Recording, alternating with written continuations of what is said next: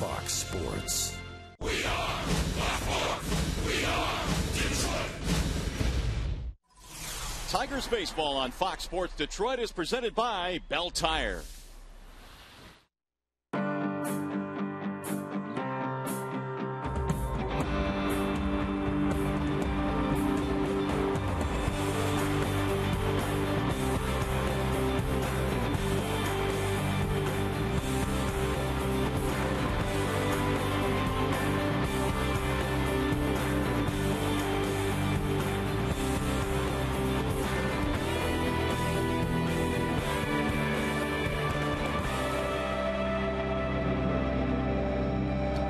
Miguel Cabrera has carried his share of the load lately for the Tigers offensively. An RBI double on Wednesday in Kansas City helped the Tigers win a game. And Cabrera was at it last night again with a two-base hit for the Tigers. Cabrera has done it all in the second half, batting .364 in the second half of the season. And tonight he'll try and lead the Tigers again as we welcome you to downtown Detroit. Game 2 in the series featuring the Baltimore Orioles and your Detroit Tigers. Hi again, everyone. Welcome to Tigers Baseball. Mario and Pemba, glad to have you with us here tonight. Rod Allen joins us in a moment.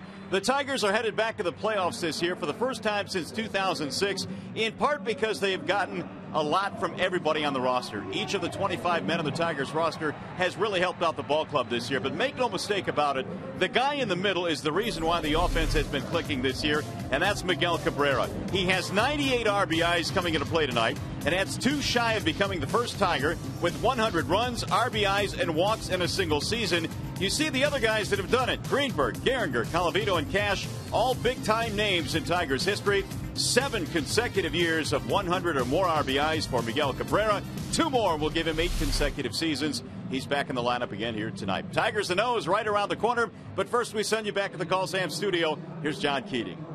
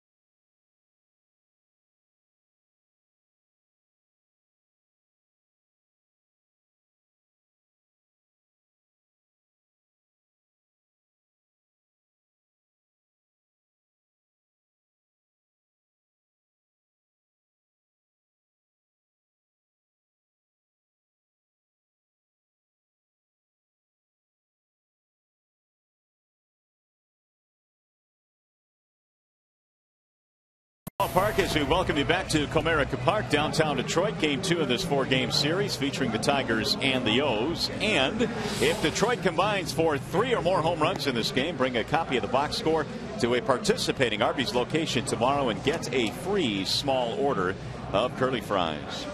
But Showalter has let his charges into town. Baltimore playing a whole lot better in recent days. Of course, they won the opening game of the series here last night. And here is his starting lineup tonight. It is presented by the Metro Detroit Chevy dealers. Robert Andino leads it off again. He'll play second base, followed by J.J. Hardy, the shortstop. Nick Markakis in right. Vladimir Guerrero anchors their lineup in the middle, along with Matt Wieters, Adam Jones in center. And the bottom 3 features Mark Reynolds, Chris Davis, and Nolan Reimold. Here is the scouting report on Tigers right-hander Rick Porcello, presented tonight by Ace Hardware. Last 3 starts for Porcello have been pretty good, and the reason for that, he's got that good two-seam fastball, which gets lots of ground balls when he's working south of the knees. When he's working ahead, that's when he's pitching his best baseball. He can get to his off-speed pitches then. And maybe a couple of final tune-ups for Rick Porcello before the postseason starts. He will probably be their number 4 starter. Let's take a peek at the Tigers defensively. It's presented by Beaumont Health System. Young Jackson Dirks in the outfield. You got Kelly Peralta, Santiago Cabrera in the infield, and Alex Avila, after a night off last night, is back behind the plate. So Mr. Avila should be fresh and ready to go after Santos caught last night. As we mentioned, a little bit chilly here in the ballpark tonight. Temperature at game time 58 degrees. And here we go. The first pitch of the ball game is up high to Robert Andino. It's a good thing that we did that game last night from the seats. It was very comfortable down there. It would have been a little chilly tonight. I was thinking the same thing. Good to be back in the booth here this evening. Here's the 1-0 pitch. And that's in the air to center field, right on a line. And Austin Jackson, one gone. Andino retired.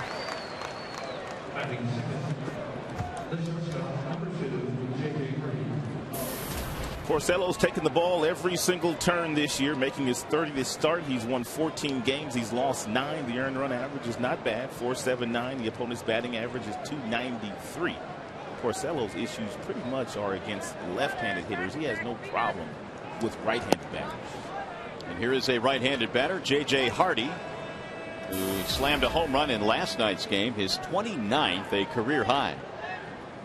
Finished 2 out of 5 last night. And Porcello delivers a strike, 1-1.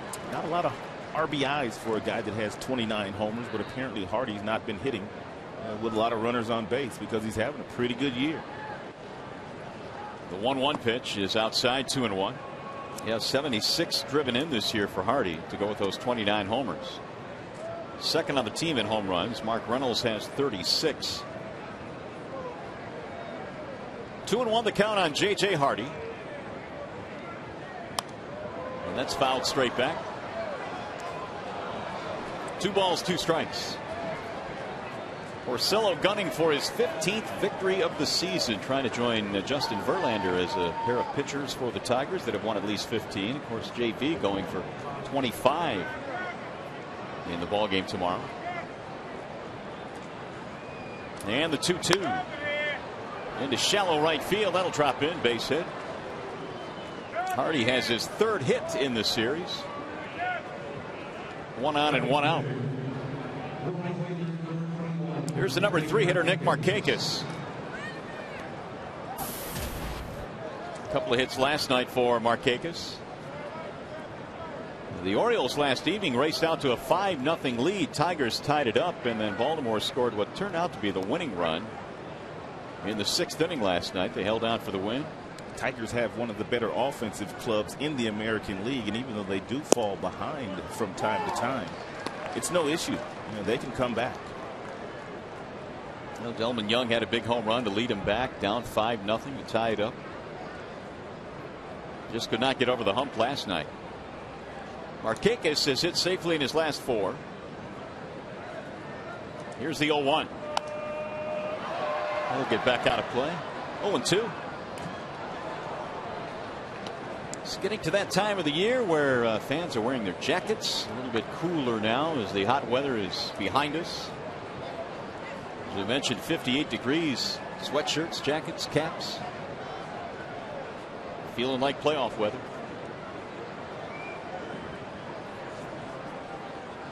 Hardy edging off the bag at first. And the 0-2. In the air to center. Right at Jackson again. 2 gone.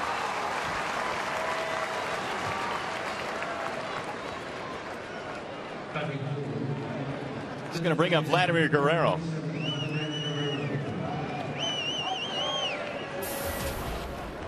Vladimir was 0 for 3 last night, batting .291. He is trying to finish at .300, which you expect from him every single season. In fact, Guerrero has gone .300 in 13 of his last 14 campaigns in the big leagues. He takes ball 1. Tremendous hand-eye coordination, and he's had that since coming to the majors. Not hitting for much power this year, only 13 home runs for the Gladiator.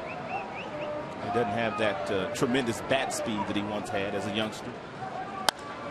That's down the right field line, trouble, and it's going to go to the corner. Here comes Hardy racing to third. They're going to try and score him. Relay coming to the plate, and Hardy is safe. Here's the throw to third, and Guerrero is out. They will get a run. Give Guerrero a double and an RBI, and Baltimore has a 1-0 lead.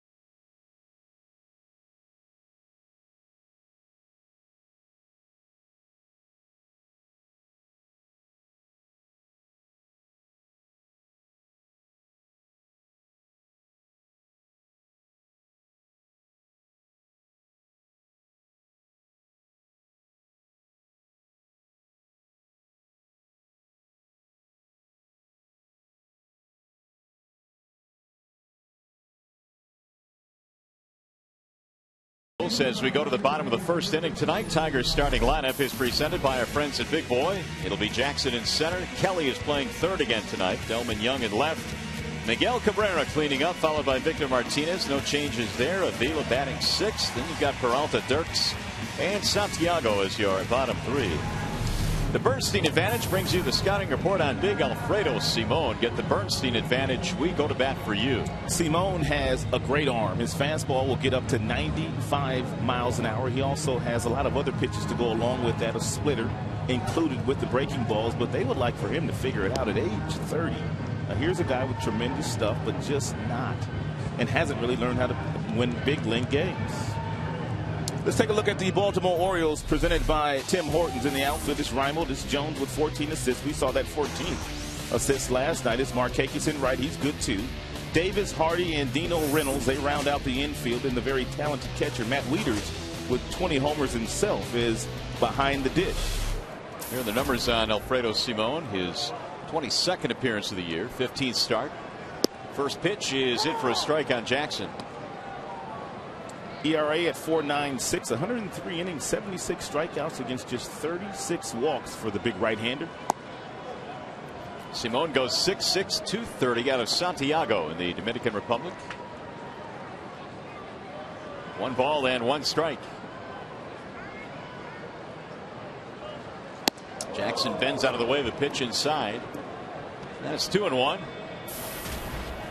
Austin batting .250, was 1 for 3 in last night's game. He's hit 10 home runs this year.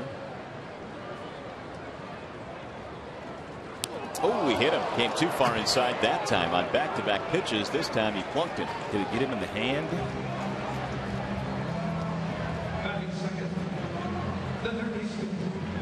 Boy, down the stretch, if you're Jim Leland and you're headed to the postseason, you don't want anybody to get hurt. That's a good two-seam fastball that ran in on Austin and got him right on the left elbow. As a manager, you've got to be holding your breath. No doubt. He is such a key piece to them offensively and defensively. So the Tigers get the leadoff man on.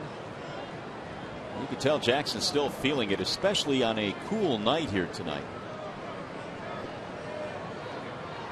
Here's Don Kelly.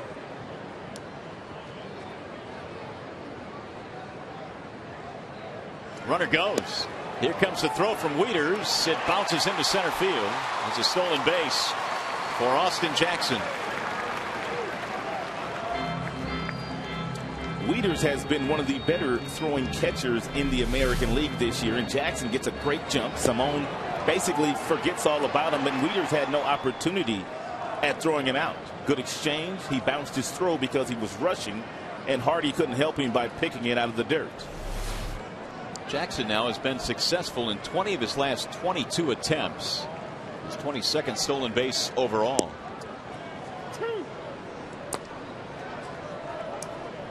Matt Wieters has caught 34% this year, which is a really good number.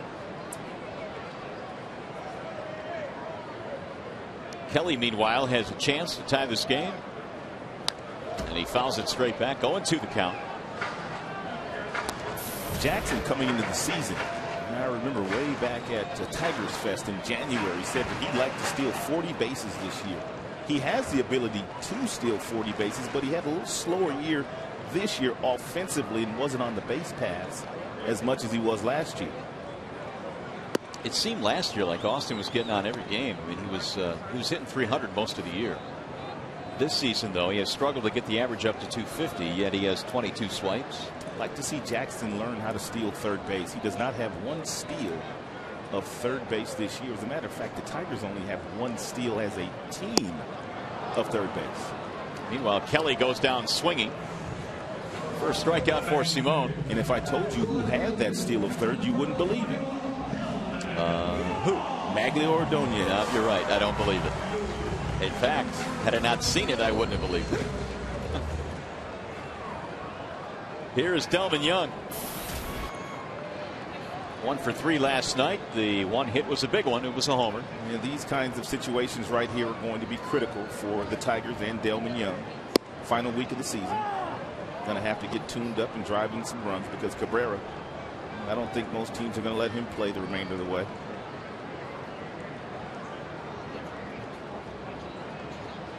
Fortunately for the Tigers, they do have plenty of good pieces surrounding Cabrera this year.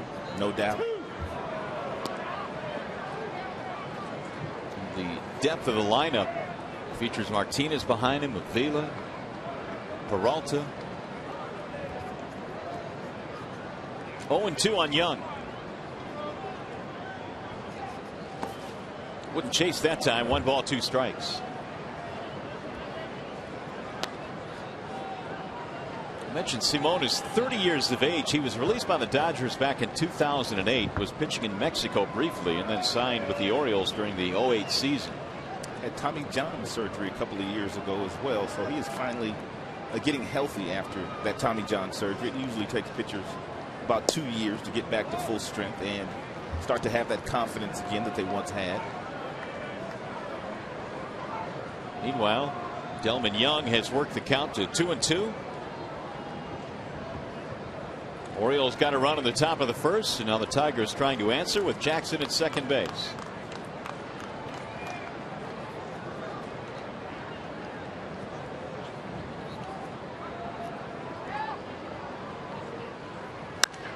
High towering fly ball left field. Reimold is going back.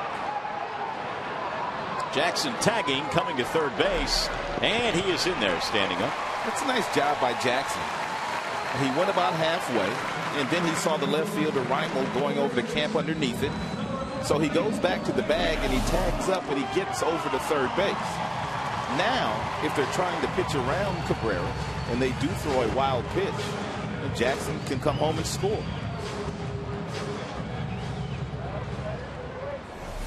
I would have said infield single as well, but Cabrera does not get many infield singles. Not very often. 1 for 2 last night, had a double, and batting .333. That's a good breaking ball right there by Simone. He's got a curve, he's got a slider, he's got a splitter, he's got a really good two-seam fastball when he gets on top of the baseball, and has a good direction toward home plate. Driven high in the air to left, way back. This ball is up and this ball is gone. That one landing way back into the seats in left field, and Cabrera has given the Tigers the lead.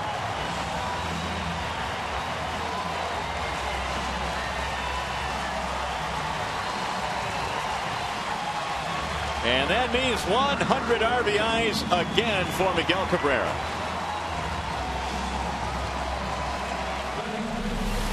First pitch breaking ball, he came back with a little two-seam fastball down and in, and Cabrera pulled his hands in nicely and absolutely drilled that pitch.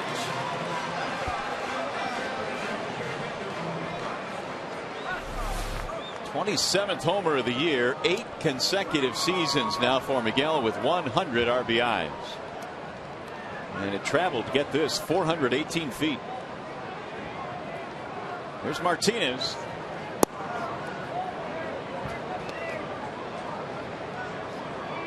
Tigers strike back quickly in this one. Victor last night was 0 for 4.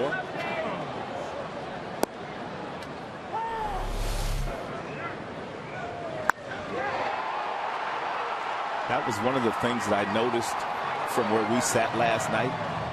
The sound of the crack of the bat was really, really loud. It really was. And that home run that Delvin Young hit. Bounce easily to second base, routine for Andino, and that is that for Detroit. However, Miguel Cabrera gives the Tigers the lead. RBIs 99 and 100 on one swing of the bat.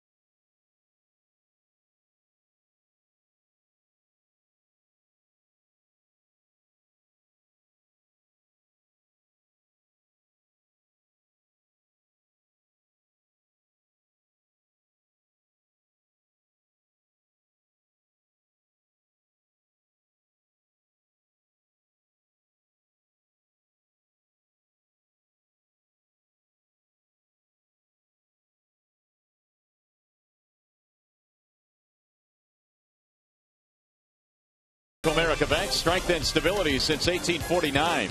Chrysler, imported from Detroit. And by the new Craven chicken sandwich at Arby's. Arby's, it's good mood food. Back here in the Motor City. Hey, look who's in the ballpark tonight. Charlie Villanueva and his brother Rob. Seated to his right. They got some pretty good seats. Got some really good seats. Of course, they have some good connections, I'm sure. You got them those seats, didn't you? No. One strike on Matt Wieters. I wish I had that kind of pull. It'll be Wieters, Jones, and Reynolds. Tigers lead 2-1 in the home run by Miguel Cabrera. There's a strike call to the count is 0-2.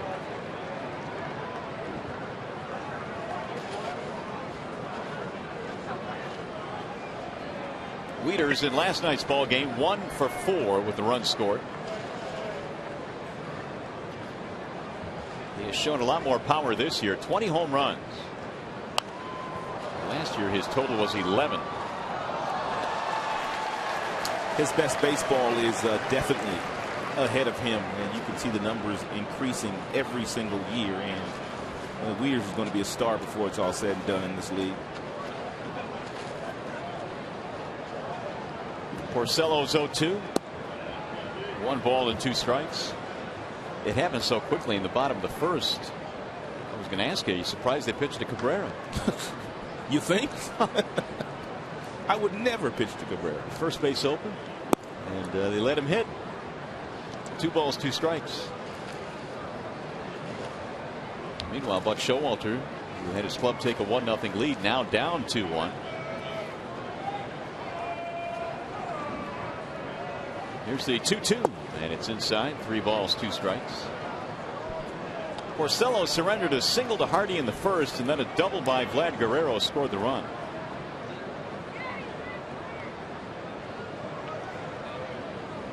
Adam Jones waiting on deck, another talented performer in the Baltimore lineup. Here's the 3-2, and he walked it. Baltimore has some nice offensive pieces. Their young pitching staff just took a step backwards this year. Some injuries. Mattis struggled. The Britton kid that we saw last night, he won 10 games and he's lost 10 games. But he struggled midpoint as well.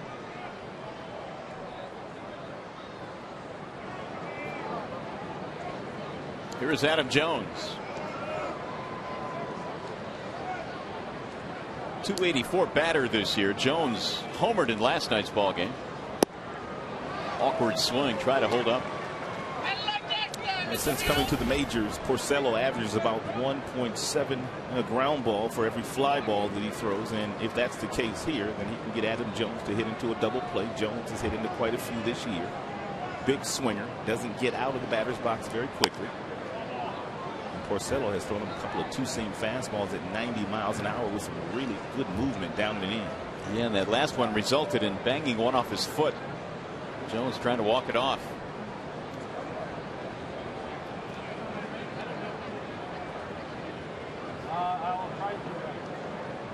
He is 6 for his last 12.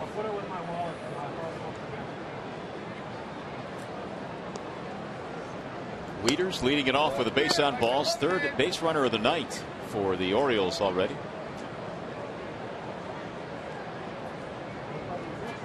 And the 0-2. Again, try to hold up. Another awkward swing for Jones, and down he goes. 3 really good pitches from Porcello to Jones, all 3 with real good late life, and Jones didn't get a good swing at any of them. You can see the grip on that 2-seam fastball. He's got that index finger right on the seams, and that allows you to get that real good movement just by the pressure points that you put on the baseball. It's amazing what some of these big league pitchers can get the ball to do just by, adding and subtracting with the pressure points they have with their main fingers that they have on the baseball. It seems like they're always concocting new ways to throw, I guess, the same pitch a different way. Cutters, sinkers, splitters. It's amazing. They're talented. Reynolds, the batter, hitting 36 home runs this year. 85 RBIs, hitless in last night's ball game, but his average, though, is only 222.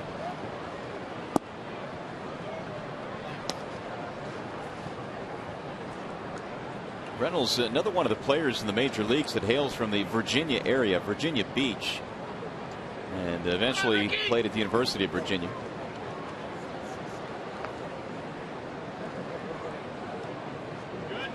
The 1-1 is on the ground and through, a base hit to left field.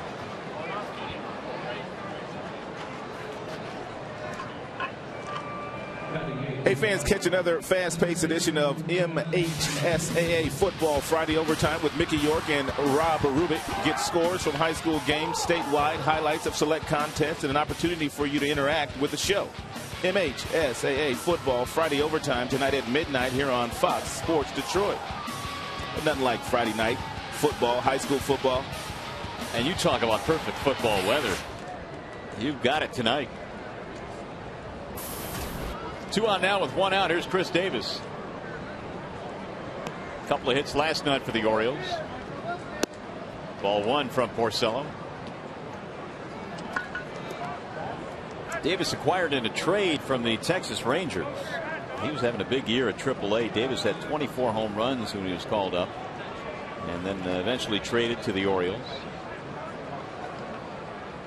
Uehara going the other way, along with Tommy Hunter. Swing and a miss. You know what one of the best parts of high school football was for me? I mean, I was an okay player, but I really didn't excel in football. I like baseball. I played because everybody else played, but you know, you had secret pals that on every Friday morning in your locker, there would be all kinds of goodies before the game. Cakes, really, candies, you name it. Lots of different things, and you didn't know who your secret pal was until the end of the year. It was usually a girl on the cheerleading team or something like that. Then every single player had one. And I used to have a great one. Everybody on Fridays, they used to come in and wonder what I had gotten on that particular Friday morning. And it turned out that the gal was my secret pal, turned out to be the girlfriend of my best friend. Really? You never knew it. But she took really good care of me. And now, what was the best thing you got? Probably those cakes. Those cakes? Probably those cakes. You mean whole cakes? Whole cakes. Wow. 1 and 2 on Davis.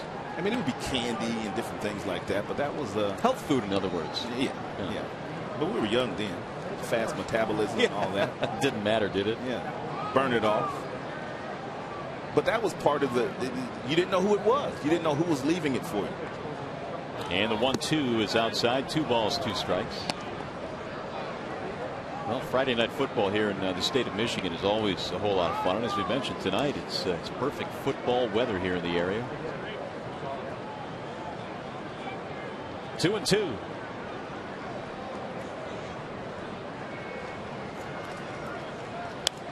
Fouled back out of play, so Davis hanging in there. What position did you play in high school? Tight end, and I was also the kicker. Really? Yep. Kicking long field goals? I was the long field goal kicker. Yeah. We had another guy that was a little bit more efficient than I was. I mean, I could kick it long like my golf swing, but it would a lot of times straight to the right.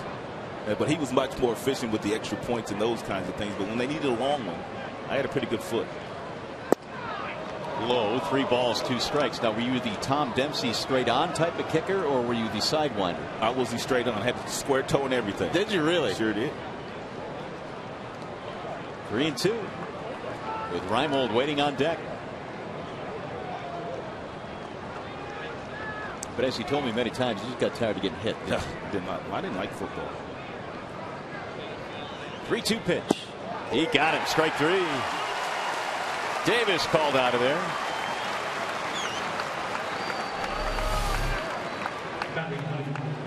That's the one thing that Porcello has done quite a bit of lately, and it's allowed him to improve his numbers against left-handed hitters. And we told you his numbers not all that good against lefties coming into the game, but he has gotten better. And that little two-seam fastball that he starts right at their front knee, they give up on it, and it catches the inside corner. Here's Reimold with 2 outs. Ball 1. And when Rick starts to figure out how to really get the left-handers out, we're talking about a guy that has a chance to win 20 games. Because a lot of managers during the course of the year, they take the luxury of stacking their lineup with every left-hander they can find against Porcello. As it stands, he is trying to win his 15th game of the season here tonight. He's had a good year. Good year.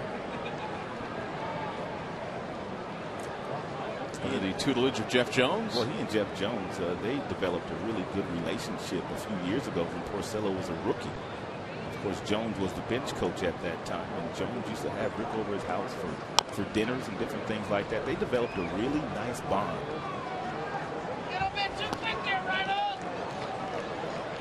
This will be the 25th pitch coming up in this half inning. Jeff has done some nice work since taking over the pitching coach duties. I believe it was right around July 4th when Rick Knapp was fired and Jones was elevated to his current role. The youngster Jacob Turner talking with Matt Scherzer. Jim was talking about how valuable these last couple of weeks had been for Turner, hanging around with the big club, and yes, the results on the field have not been all that good, and it was kind of unfair for Jacob last night. Hadn't pitched in a while. And he got the start, got roughed up a little bit, but they're extremely high in Turner. Yeah, it was very difficult to evaluate him last night on his performance. He is much, much better than that. The 2-2 is on the ground to short. And they'll get the force at second base, ending the inning. No runs, a walk, a hit, and 2 men left.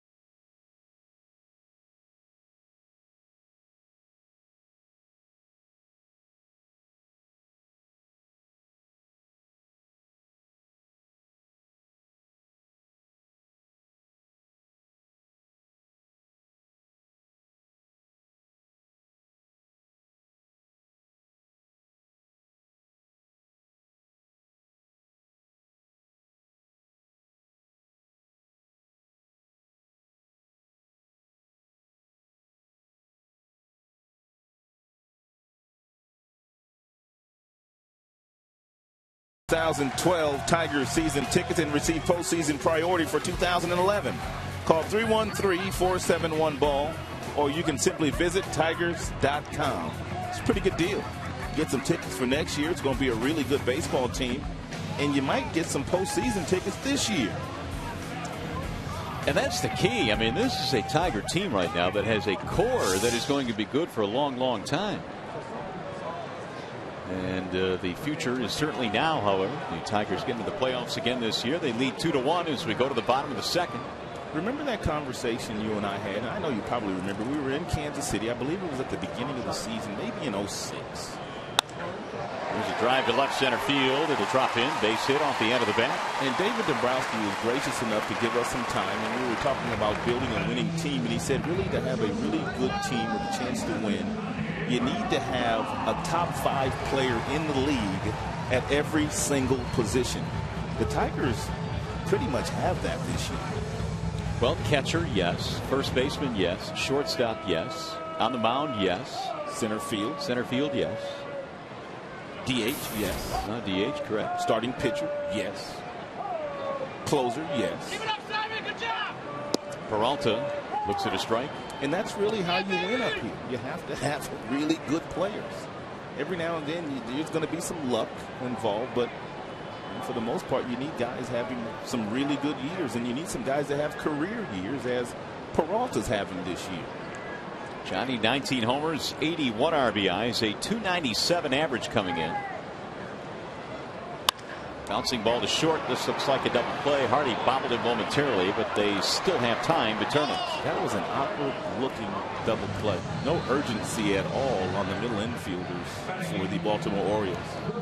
Just really slow developing play, and if anybody else is running down the line, they don't turn it. Oh, no wonder the ball kind of crawled up his arm.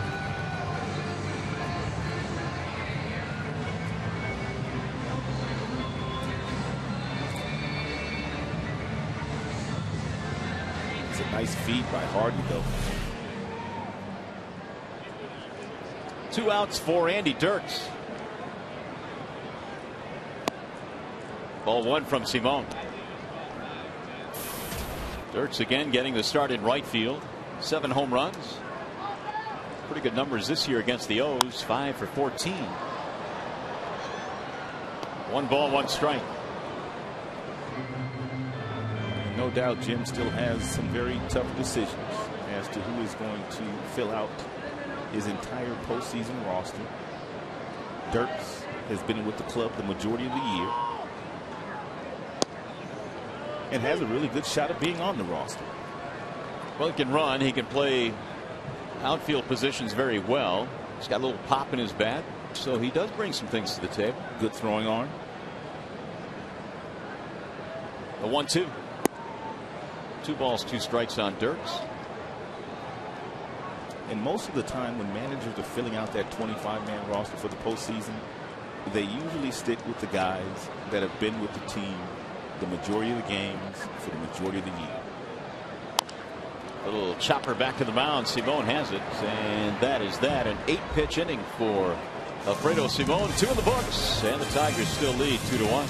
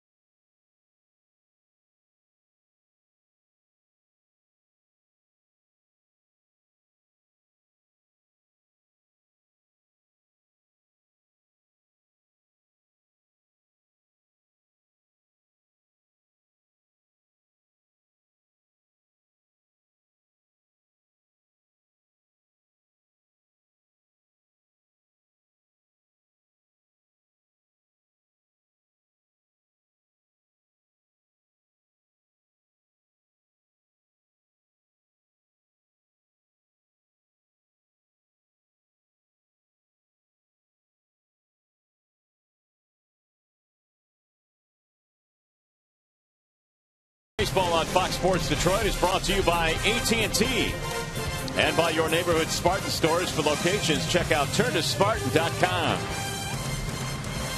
Hey, by the way, you can vote for your Tigers McDonald's Player of the Game, presented tonight by the Big Mac. Using your cell phone, text Tigers followed by a space and then the player's uniform number to 37338, or you can vote online at foxsportsdetroit.com. Paul's hanging out with the crowd tonight on a very cool and overcast evening night tonight at the ballpark. 58 was our game time temp. I'm pretty sure that Paul enjoys this weather a little bit better than the summer weather, though. Oh, no doubt. Summer weather, really tough. There's the first pitch from Porcello, in for a strike. Robert Andino, followed by J.J. Hardy, and then Nick Markakis, top of the lineup for Buck Showalter. Andino's had a nice year, subbing for Brian Roberts. Back up the middle. Johnny gets to it. Going to be a tough play, and he is safe. So it's an infield hit. Back to the studio we go. Time for a game break with John Keating.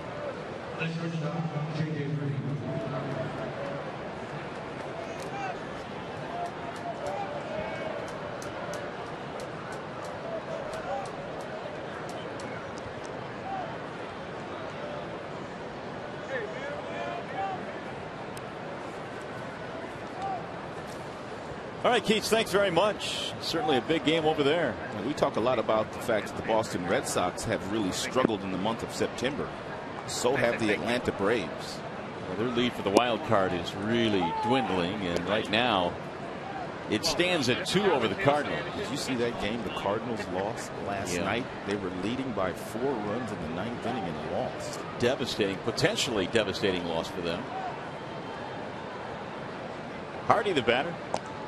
I was talking about Andino in the fact that he has had a really good year at second base. Brian Roberts, they're very talented second baseman, but Brian, boy, he's had a lot of injuries the last couple of years. He hadn't been on the field very much, but they are a much better team when Roberts is healthy. 1 ball, 1 strike. Andino was a favorite of Buck Showalter's. In fact, they had taken him off the roster early last year, and Showalter had pushed to have him called up at the end of last season. And he has gotten some playing time this year, as he mentioned, with the injury to Roberts, a concussion. It's chopped toward third base. Kelly can't handle it. They're going to call it a fair ball, and everybody is safe.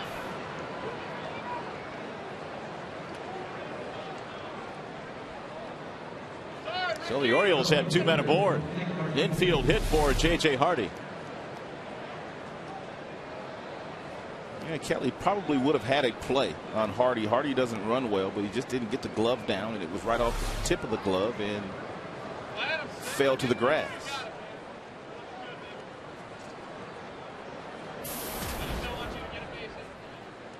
So the Orioles in business here in the third. It'll be Nick Markakis. The O's now have put up 5 hits already against Porcello. Ball low to Markakis. He flied out to center field his first time up.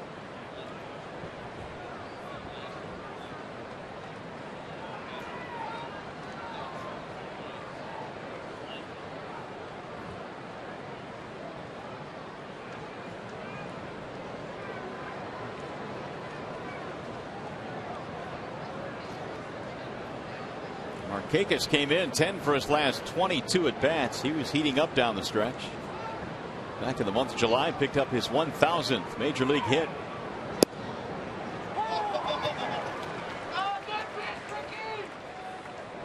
Five of those have come against Rick Porcello. 5 for 10 against the Tigers right-hander, including a home run.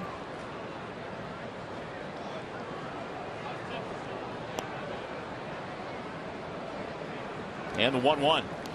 This will get away from Avila. Advance the runners.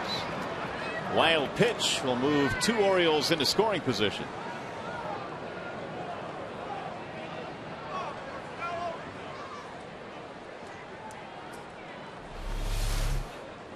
Man, Avila had no shot at trying to get over and smothering that changeup.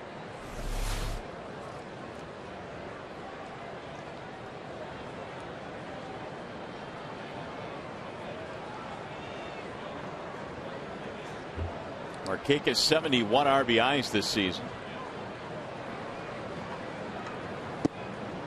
Takes a strike on the outer edge. That was the 12th wild pitch of the year for Porcello, which leads the Tigers.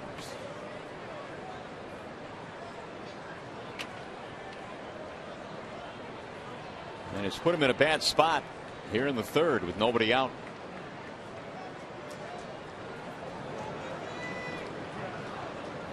Now Markakis stepping out as Rick takes too long. And here's where the hitter is simply trying to hit a routine ground ball to second base, and if he does so, you score 1 run and you get the runner on second base over to third with only 1 out.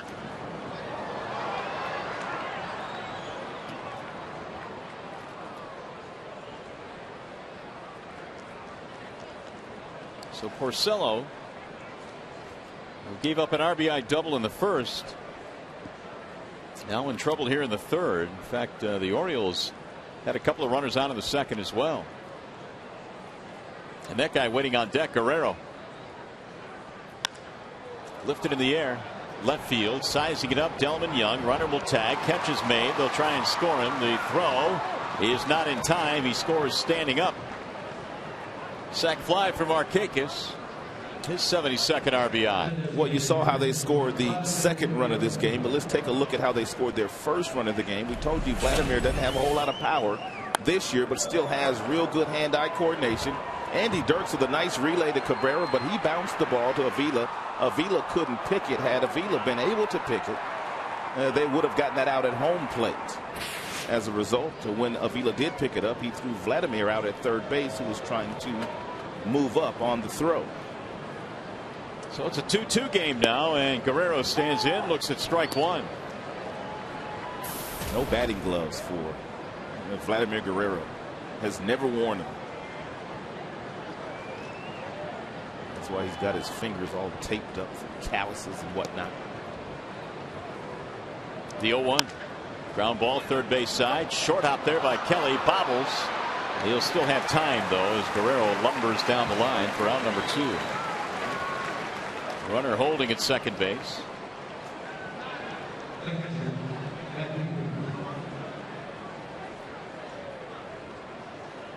Two gone for Matt Wieters.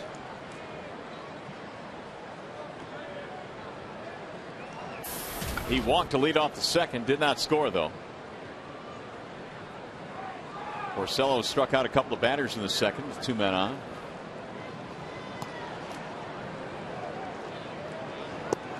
Ball 1.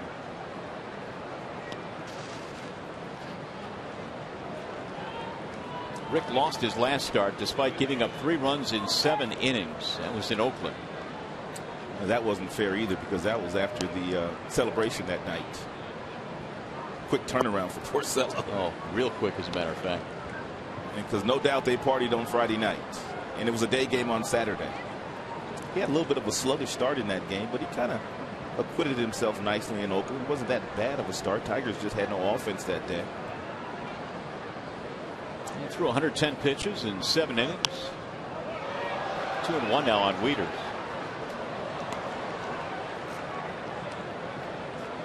Don't forget, when we get to the bottom of the third, we'll be interactive tonight, taking some questions here in the booth. There was a time when we used to take a lot of questions up here in this booth. Here's the 2-1. 3 balls and 1 strike. Our interactive telecast here on Fox Sports Detroit and Fox Sports Detroit Plus. You can get involved tonight. We'll answer a few questions when we get to the bottom of the third inning.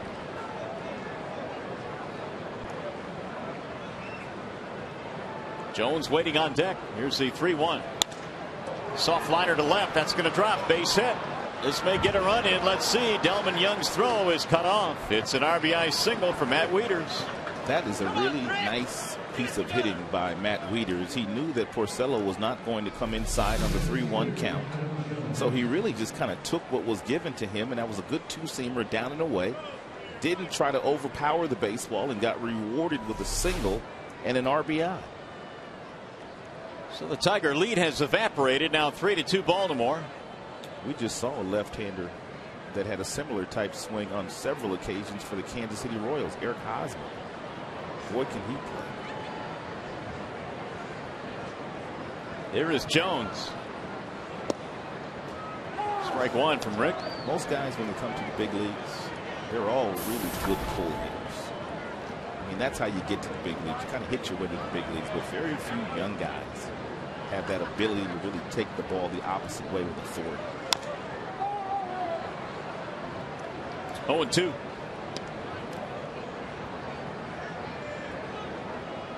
And once Jones starts to go to right field a little bit more, he's going to be a perennial 300 hitter. Well, is that simply a mindset for a hitter in going the other way as much as Hosmer does?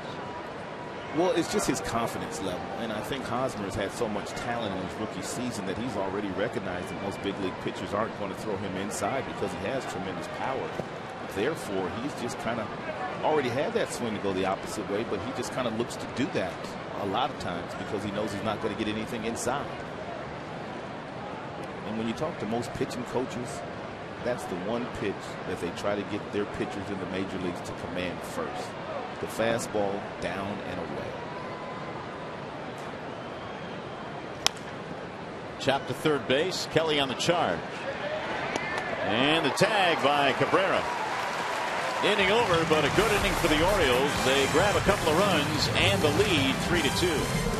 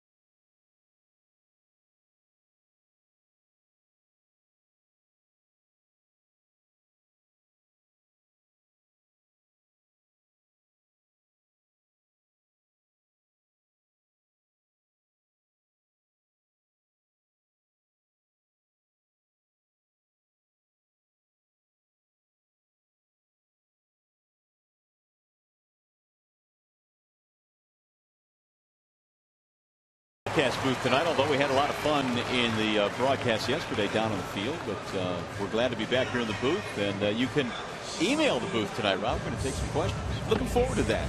We have great Tiger fans, and no doubt they probably have a couple of great questions for us, and we'll see if we can answer it.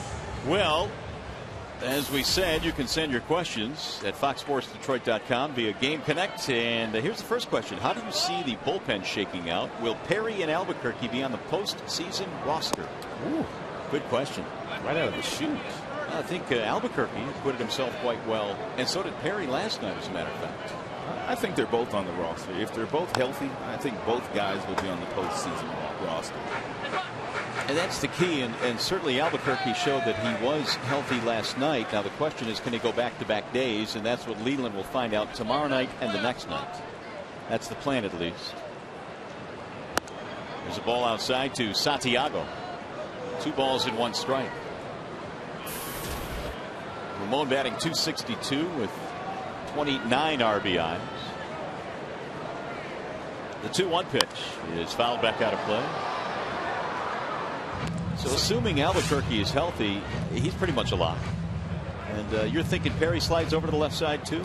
I'm thinking so. Absolutely. Schlereth, Cope, Benoit, and Valverde, of course, the other members of the bullpen that pretty much are locks for the postseason. Is it a prerequisite by Jim that Albuquerque pitch back-to-back days to be on the postseason roster? Well, I don't know that I would go that far. I think that the way Leland talked about it, he said he wants to see him pitch back-to-back days, and he'll get that chance. As Santiago lines one to left field, he's going to motor to second. Here's the throw, and he is going to be out at second base. Nolan Reimold shoots him down. 1 away. That is now the 34th outfield assist by this very talented trio of throwers from the Baltimore Orioles outfield. Real nice throw. Santiago did not hesitate one bit. He's trying to stretch a single into a double, and it needed to be a very good throw by Reimold to get him. Wanted foul by Jackson. It's a really good throw by Reimold. We watched Adam Jones last night throw Cabrera out at home plate. Only 2 other teams have more outfield assists than the Baltimore Orioles. You know about the Kansas City Royals, but I bet you didn't know the Tigers had 35 outfield assists. And again, Jackson bunts. This time he gets it to the mound, and Simone will throw him out.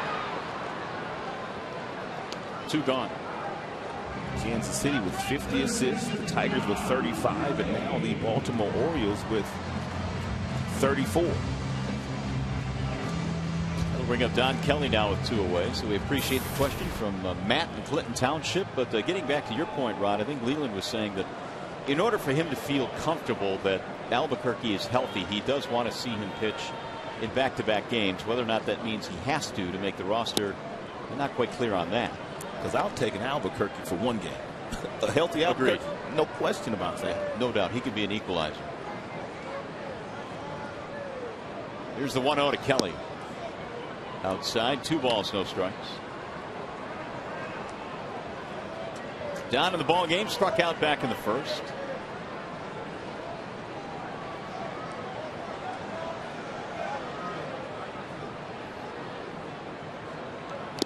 Swing and a miss.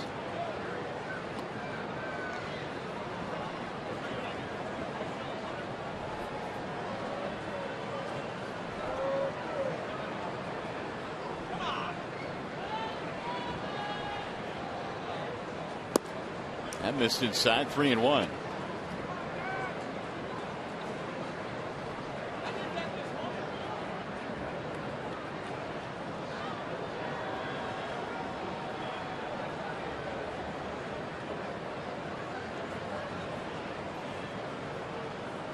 Three-one pitch is ball 4. Kelly is aboard with a 2-out walk. Well, we got a question from a fan here at the ballpark, Sue from Farmington Hills, who wants to know from Trevor Thompson, who's working on the plus side tonight. Fox Sports Detroit Plus has a question for Trevor. Let's get to that question. Oh, They already asked the question. Yeah, they asked Trevor the question, and they wanted us to answer that question. Sue from Farmington Hills. We'll get to the question in a second. Here is Delman Young. And he takes a strike. He couldn't hold up. All right, here's the question from Sue in Farmington Hills. She asked Trevor earlier tonight, what do you think, Rod? Will Verlander pitch twice in the first round, even though Leland said he might not? Anything's possible, but if Jim said no, you have to take him at his word and believe him, basically. This much I do know. By Fister getting the ball in game 2 and him showing what he did in Kansas City, we might see him again out of that bullpen if they go games 4 and 5. Anything is certainly possible in the postseason. Here's the 0-1. There's a strike called.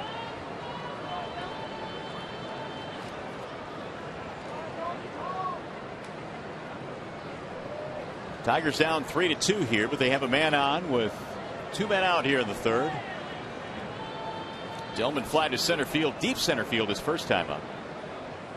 Swing and a miss. He's out of there. The inning is over. That's the second strikeout. Tigers strand a man. We played 3.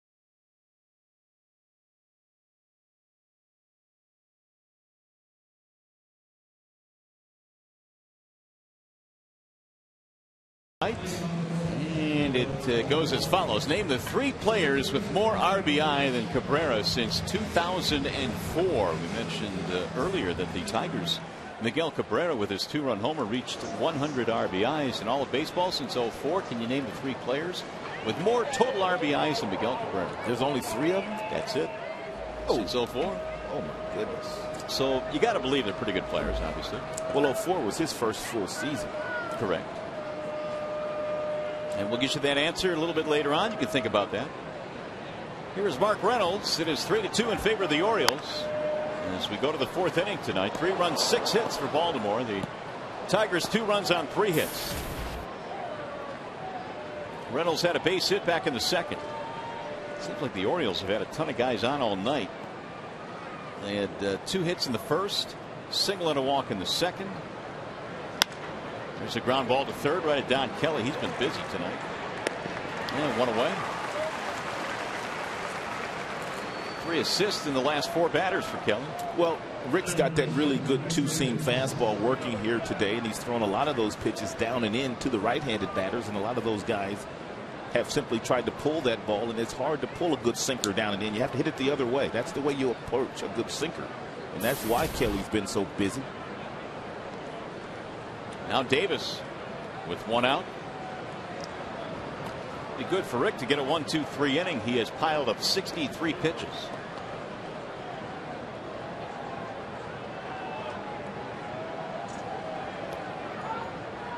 Porcello allowing an RBI double to Guerrero. RBIs for Markakis and Wieters in the 3rd as well. Popped him up. Shallow left field. Peralta drifting back. And there are 2 gone.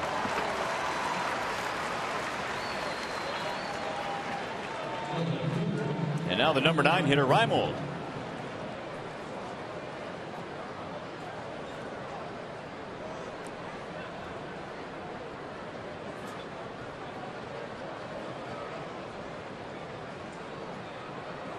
Hit into a force back in the second, 0 for 1.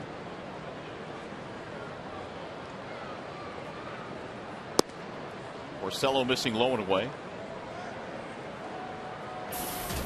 Reimold a couple of RBIs in last night's opener. And he has thrown a runner out tonight from left field. He slices one to right. That's a base hit. 2-out single. By the way, this game tonight is available in high definition on Fox Sports Detroit HD, sponsored by Xfinity from Comcast. 4 ground outs so far for Porcello in the game. Has 4 flyouts with just 2 strikeouts. We told you earlier that Rick, since coming to the major leagues, averages about 1.7 ground ball for every fly ball that he throws, and that's why he gets lots of double plays.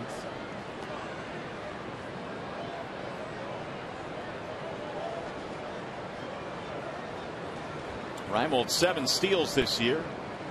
Andino the batter. Infield hit, scored a run back in the 3rd.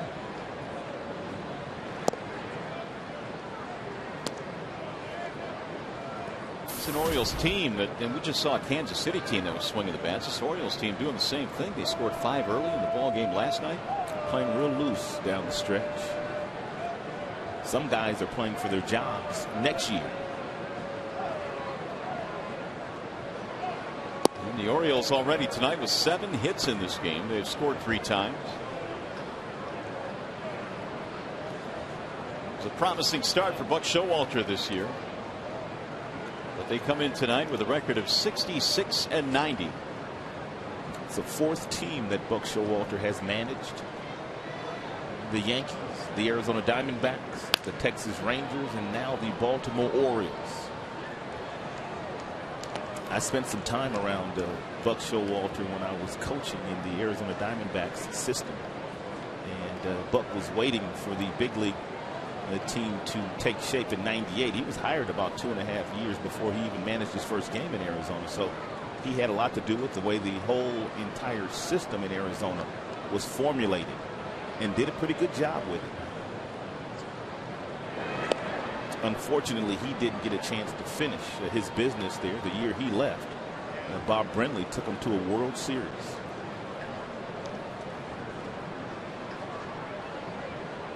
Four years in Texas. Had not managed after that '06 season until he joined the Orioles last year. There's a chopper hit to the shortstop. Peralta flips to second for the force, and the inning is over. No runs, 1 hit, 1 left. Let's go to the bottom of the 4th.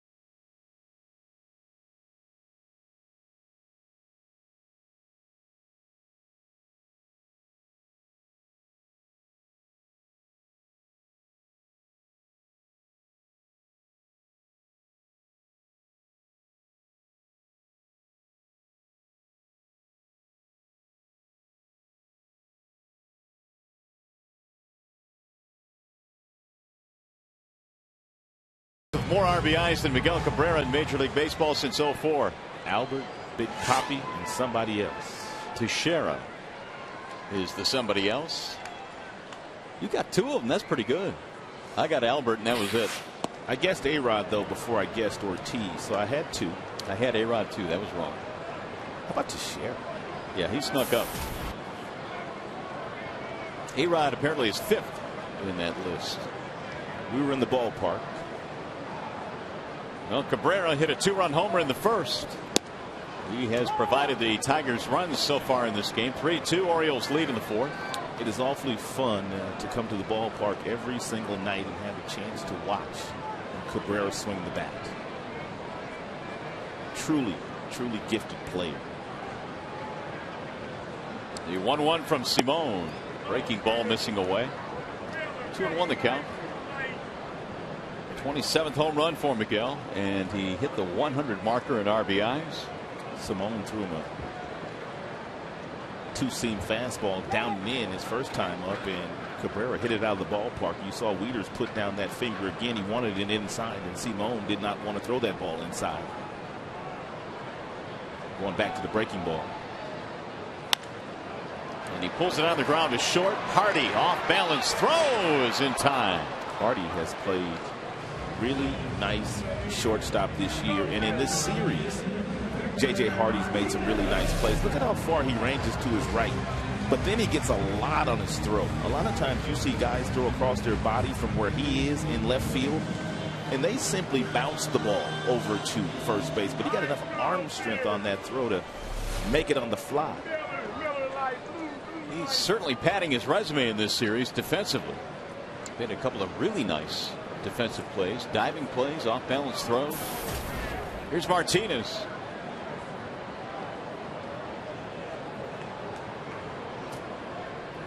Victor is 0 for 1 with a ground out. And Victor needs 3 more RBIs to get to that magical number of 100.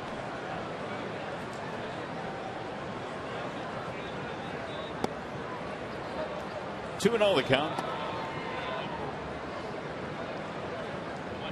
Martinez came in a .320 career hitter against the Orioles. It's been a good month of September for Victor. 20 RBIs.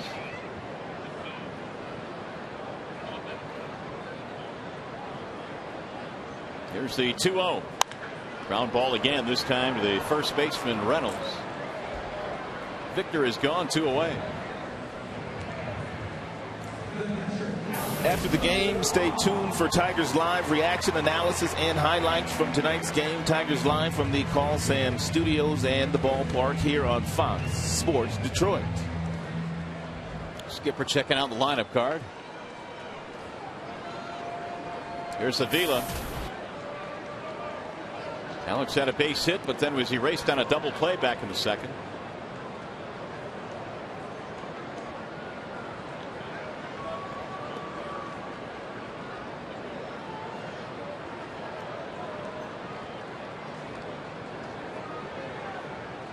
Simone has scattered just 3 hits in this game to this point. Missed outside with a breaking ball, 1-0.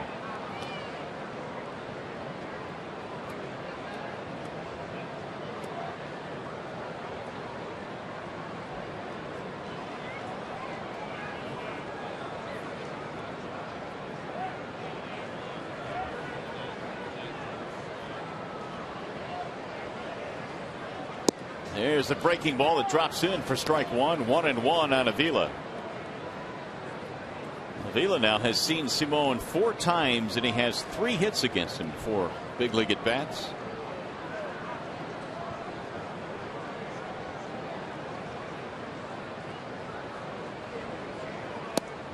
Checked it, and a strike called by Chad Fairchild.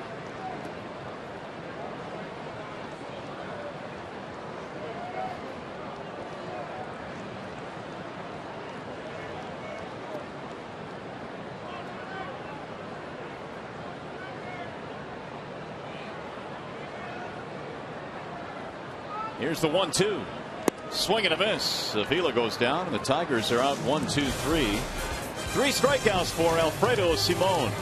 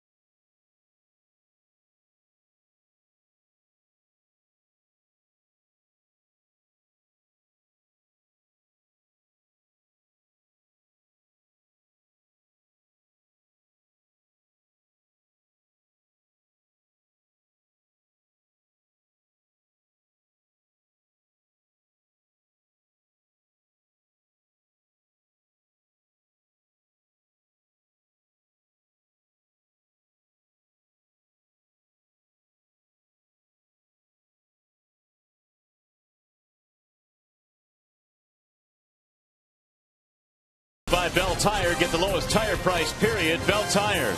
And by Chrysler, imported from Detroit. Back here in Comerica Park, got a cool evening for baseball here in the Motor City. It is 3-2. The visiting Orioles have the lead. The Tigers have managed only 3 hits in this game, and as we get closer to postseason, scouts from all over the major leagues certainly checking out the Tigers here. Yeah, press box is awfully full these days. There are scouts from the Arizona Diamondbacks, the New York Yankees, the Texas Rangers, the Boston Red Sox, all the teams that have a chance of playing the Tigers at some point in time down the road are here watching the Tigers right now. And it's not just one guy like it usually is. They have one guy watching the pitchers, and they have one guy watching the offensive players. J.J. Hardy has been a pretty good offensive player in this series. 2 more hits tonight as he leads it off. Jim was talking about that in Kansas City. He was saying some people say, well, set your 25-man roster. He says, well, why? I don't really have to set it until we get ready to start playing, and it gives these guys a couple of more players they have to watch. Absolutely. Might as well not make it easy for him. And of course, Leland's still making terminations as well. Real savvy managers too. They'll do some things kind of unconventional down the stretch, the last few things, just to put a different seed in some of those scouts' minds. Meanwhile, Hardy has another hit, his 3rd of this game, knowing that they would not do that when the postseason starts. Well, this hasn't changed, although well, who knows what's going to happen in the next week. If the playoffs started today, it would still be the Tigers and the Red Sox. Curtis Granderson had a great year. If Justin Verlander does not get the MVP in the American League, and Justin has my vote right now, and I really don't have a vote, Curtis Granderson most definitely would be second on that list. The only thing hurting Granderson, literally the only thing, is his batting average. But every other number through the roof. Verlander leading the league in ERA. A pretty good margin over Weaver now, 2.29 to 2.41. So if you look at Verlander, that list, just about every single pitching category, every last one of them, he's like first or second. That's why he would get my vote too if I had one. That's a foul ball, apparently. Markakis the batter. Have there not been so many guys this year having good offensive seasons, like Ellsbury's having a good year, Pedroia's having a good season, Cabrera is having a good season. We talked about Granderson. Verlander would probably be a lock for the MVP with 24 wins, possible 25 tomorrow. And the 1-1. Chopper back up the middle. Santiago had it flattened out on a nice play. The relay is thrown away. And safe at first base. Nice job by Santiago. Oh, they're going to call him out. They have called him out. And here comes Buck Showalter to argue. Markakis, they say, apparently took the turn down the line. Markakis didn't think he did because he wasn't rushing back. I didn't see it either. This call surprises me a little bit. I didn't see it either. Ball flattens out, as you mentioned. He picks it. He gets to Peralta. Not a good throw by Peralta. Cabrera doesn't try to reach in the baseline. And Markakis, he's in foul territory. Yeah. That is, oh my goodness. He took that one step right at the end, but he's in foul territory. He is in foul territory. This is a natural reaction here. Oh my goodness. Yeah, I don't agree with that. I don't either. The Tigers got a break there.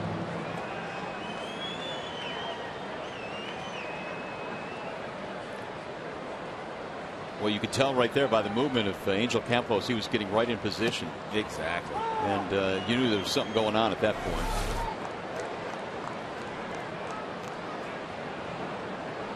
So the bases are empty. Tigers take it as Vladimir Guerrero steps in.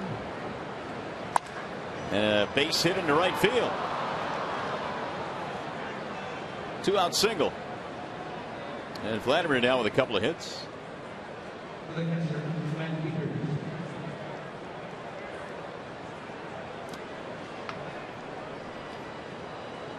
And Vladimir closing in on that Dominican-born hits record.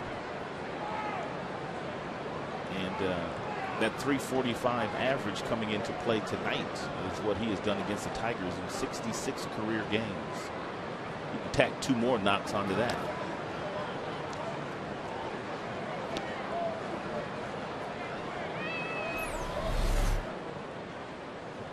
One more base hit for Vladimir Guerrero, and he will tie Julio Franco for the most hits of a Dominican-born player.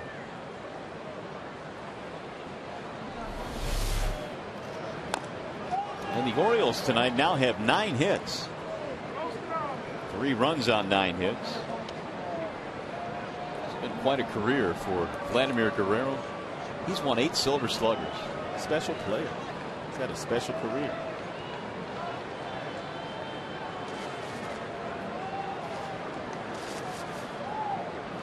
Vladimir Guerrero is a Hall of Fame player. He just passed Reggie Jackson on the all-time hit list. That's how good he has been throughout his career. You buying that? I'm thinking about it. I'm not dismissing it. I would have to look deeper into the numbers, but 8 Silver Sluggers. He has been in the top 10 in the MVP voting 6 times in his career. I think you said only once or twice he hadn't hit 300 in the big leagues in all them years. Right. 13 of the last 14. I may be buying. High fly ball. Left center field. Jackson on the move. And the inning is over. No runs, 2 hits, 1 left. And you're watching Tigers baseball tonight. Presented by Bell Tire.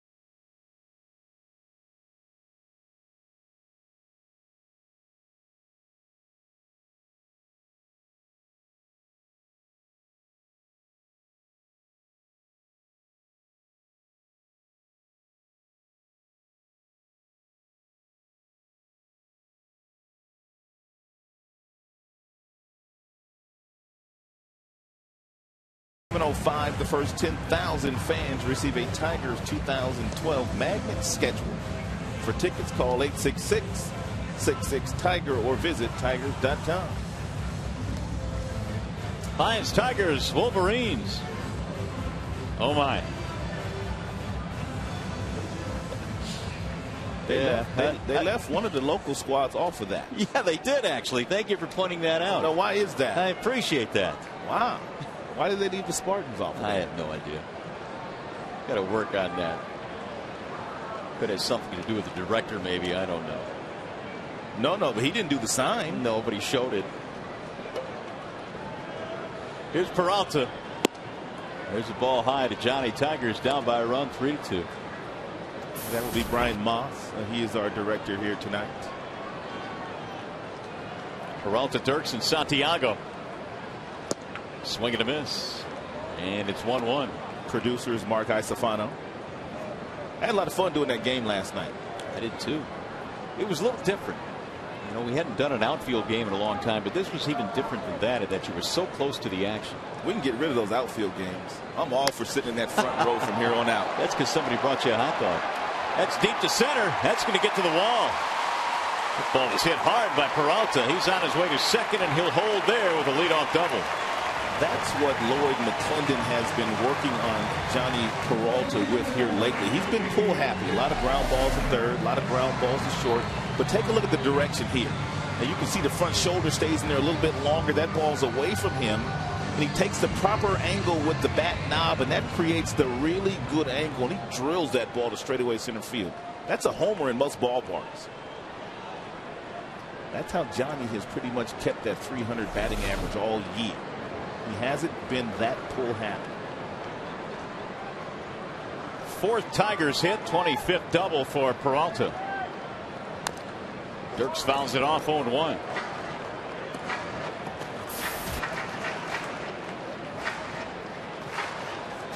Andy bounced out to the pitcher his first time up. Andy's got a job to do, and that's get Peralta to third base at least. And if he gets a base hit, that's even better. But a ground ball to second base or first base is in order here to advance the runner.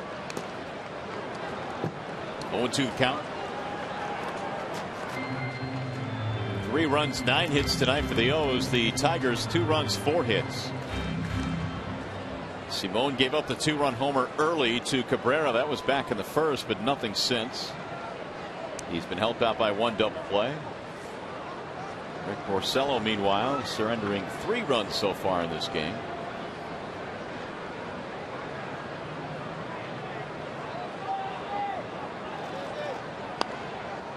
Fouled away.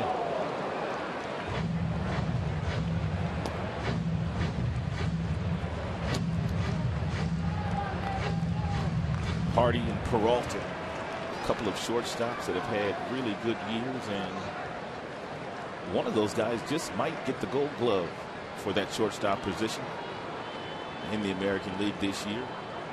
Asdrubal Cabrera will have something to say about who gets that award, but he's committed a lot of errors. Those two haven't.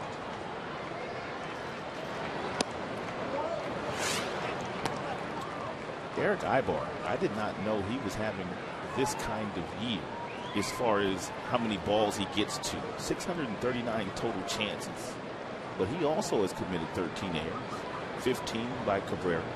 You see what Peralta and Hardy have done. They're much more steady. Don't have the flash, don't have the range as the other two. Swing and a miss. Dirks goes down on strikes. Simone has really found a really good arm slot with that split-fingered fastball the last couple of innings. He struck Avila out with it, and now he comes back with it, and he strikes Dirks out with it. Although that one didn't have a lot of tumbling action to it.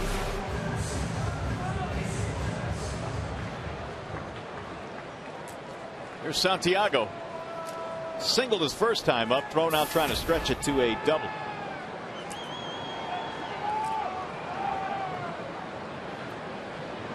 One of the 4 Tigers hits in this game.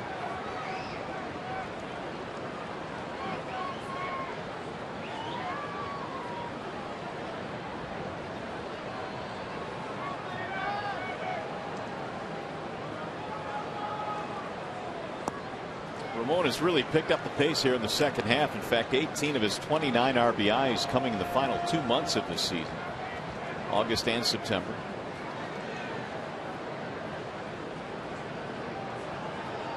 One of the players that Jim Leland constantly talks about when he talks about 25 guys will get you to the playoffs. They've got a lot of contributions from Ramon. There's a strike called, 1-1.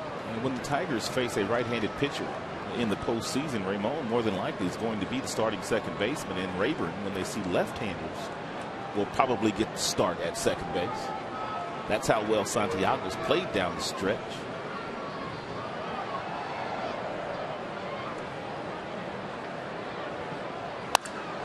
Drives this one toward right center field. Shallow base hit. Peralta coming around to score, and Santiago gets his second hit.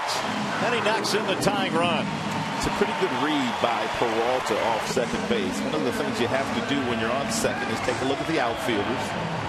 You want to know where they're playing before the ball's delivered. And then when the ball's blooped, you don't have to wait that long before you vacate your base knowing that ball's going to drop. Johnny took one peek, and then he was off and running and made it home rather easily. So make it 30 RBIs on the year now for Ramon.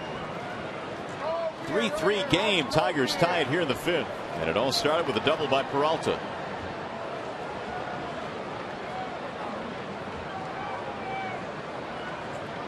Here's Austin Jackson with 1 out.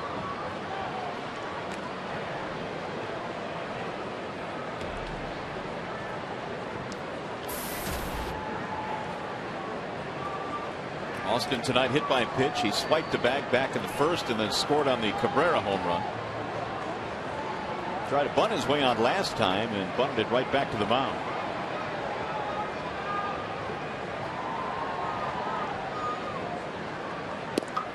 There's the ball inside. And that kind of gets back to what we were talking about earlier, Rod. All the scouts in attendance here. Austin really hasn't bunted a whole lot this year, but when you show bunt, especially this late in the season, that will at least give other scouts something to think about. And it might help you in the postseason. You get that third baseman that creeps in a little closer to that bag, and Austin not bunting, you could drive a ball right by him. Something Austin's going to have to do, though, once the postseason starts, though. He's not going to be able to steal second base on the very first pitch all the time because he likes to go on the first pitch. Now, these scouts already know that. They're going to start pitching out a little bit.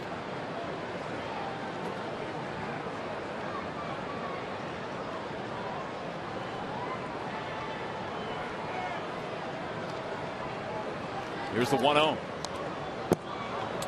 Here's what Austin provides, though.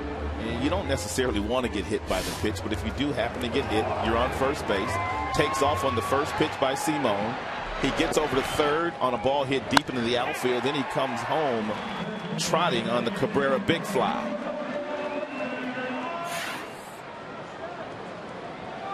That gave the Tigers a 2-1 lead at that point. Now a 3-3 game.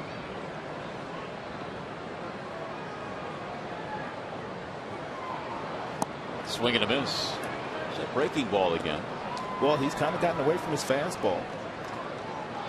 They were hitting the fastball, but he's gone to the splitter. He's gone to the curve. He has a slider. He has a changeup.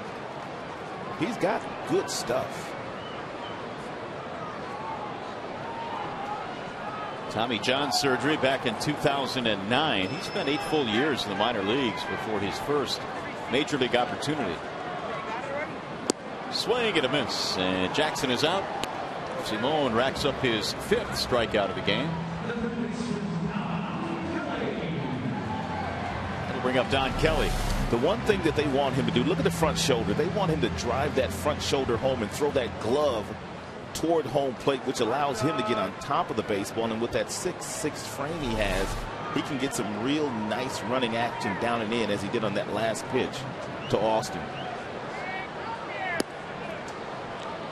These days, it seems like every single pitcher in the big league, 6'4", 6'5", 6'6", creates that downward plane, which is tough for hitters to hit. Kelly, a strikeout and a walk.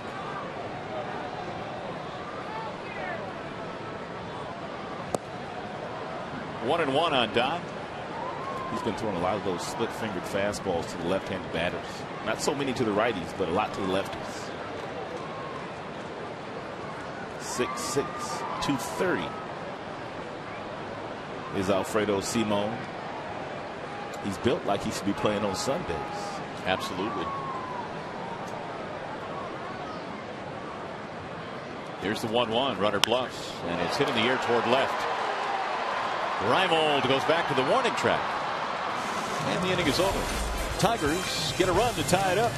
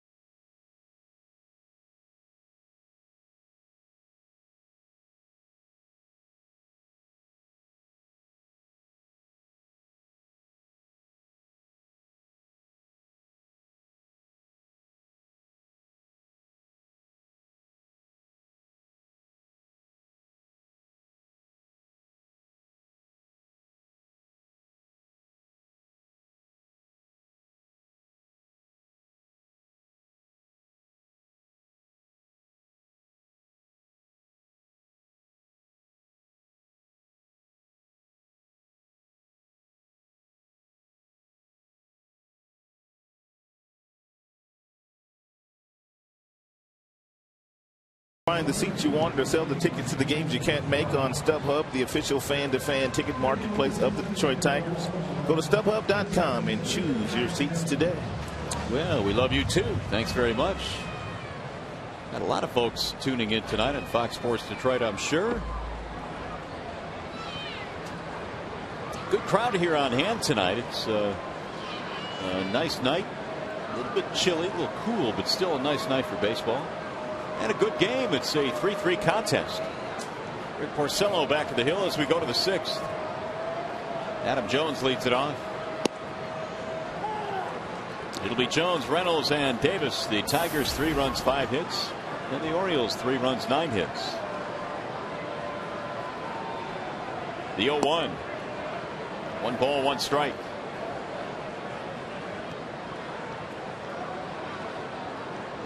Porcello still searching for that first 1-2-3 inning. Adam Jones reminds me a lot of Matt Kemp of the Los Angeles Dodgers. There's nothing that these two players can't do on the baseball field. They both are very, very big center fielders that cover a lot of ground. Vernon Wells also is a real big center fielder with big legs that cover a lot of ground in the outfield, but most of your center fielders are not as big as these guys. Matt Kemp might be the MVP in the National League this year. Yeah, he's pretty close to Triple Crown credentials over in the NL. Rick has had that real good two-seamer that he's been running in on Jones, and Jones continues to foul him off that left instep.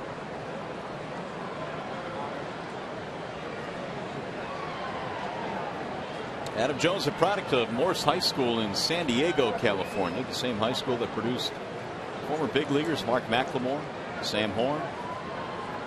Early in his career, when Jones first got started, he used to work with Tony Gwynn on his hitting in the offseason. To the shortstop, Peralta.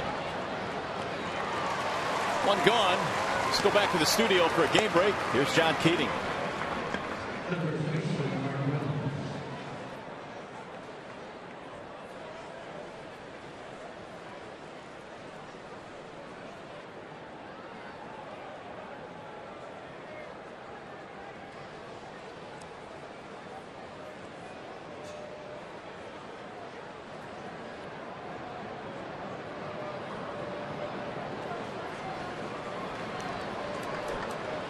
All right, Keats, thanks very much.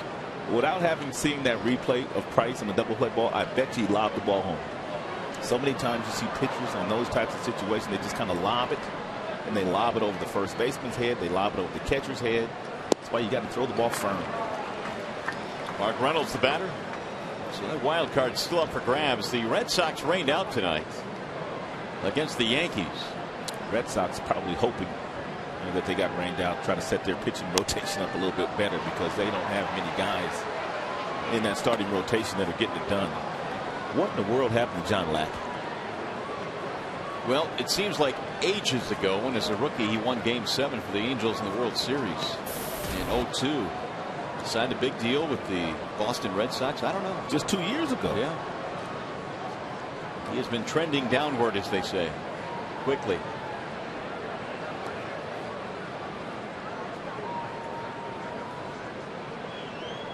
1-2 on Mark Reynolds.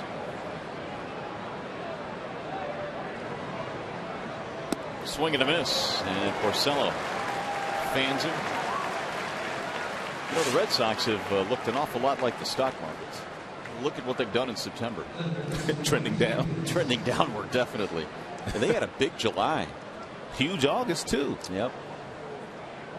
And that lead is shrinking for the wild card. They're panicking in Beantown.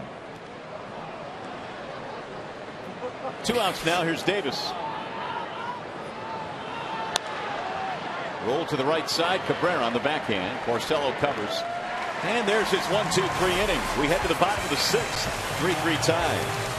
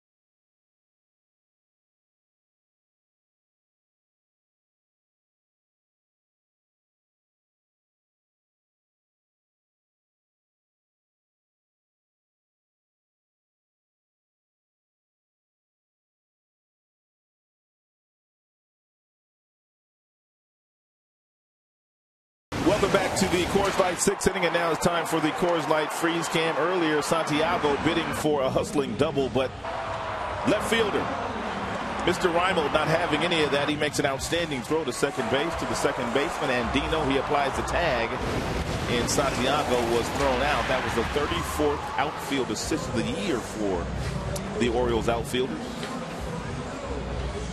In the meantime, the Tigers have tied this one up with a run in the bottom of the 5th. 3 runs, 5 hits for Detroit, and the Orioles 3 runs, 9 hits.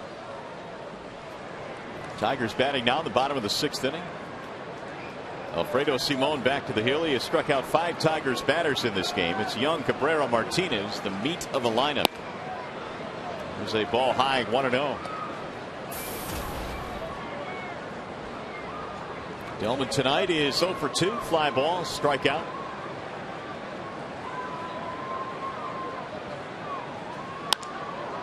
In the air toward right field. Markakis coming over. And 1 out. How about our next question for email in the booth? Todd in Las Vegas wants to know, do you think Mags and Carlos Guillen will be on the playoff roster this year? That is a great question. That is a great question. Obviously, Carlos Guillen depends on health, and if he's healthy and he can get some at-bats down the stretch, Jim might consider having him on the roster. I don't see any reason why Magglio Ordonez will not be on the roster. High, towering fly ball, center field. Adam Jones cruising back. This much I do know. Both guys have had very difficult years, but both guys have had very nice careers as Tigers. Both are pros. Both help the young kids, and they make Jim Leyland's job a lot easier. I think Guillen, if healthy, can certainly be a huge asset to the Tigers in the postseason. Obviously, if he's coming off the bench, a little thunder off the bench, a guy that has been a terrific run producer in his career. Even Magglio, not as much thunder, but you know he's going to put the ball in play, and he has driven in a lot of runs. Here's Martinez. I think Leyland was on his way to giving Carlos a few chances here down the stretch until he hurt the calf in Oakland, which forced him out of the game. Martinez 0 for 2, a couple of ground balls. As I was saying earlier, most managers that have had a player like Magglio, for instance, because we're talking about Magglio. Maglio's pretty much been on the roster every single day of the year. Right. It'd be hard not to take him on the 25-man roster. Phil Coke, meanwhile, tuning up. Porcello at 94 pitches after 6 innings. Swing and a miss. Whoever you play in the postseason, you might see CC Sabathia. Obviously, he's left-handed. You might see John Lester. Obviously, he's left-handed. Tampa, they have Price. And in Texas, they've got C.J. Wilson, and they have that other kid, that left-hander, too, that's really good. Holland? Yes. Yeah, absolutely. So you're going to need your right-handed bats.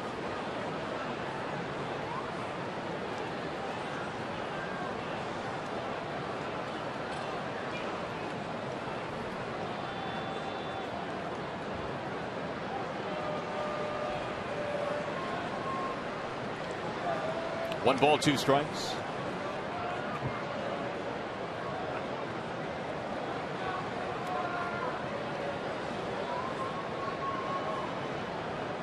Wieters flashing the signs.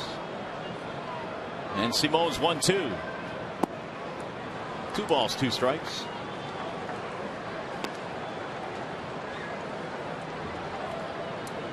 There's Avila waiting on deck.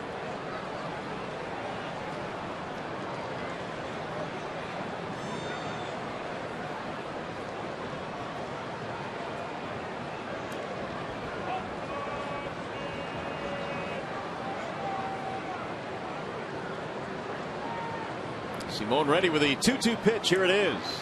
Breaking ball rolled toward second base. Nice play by Andino. And a 1-2-3 inning. Go to the 7th. More of our interactive telecast coming up. We come back in a 3-3 game.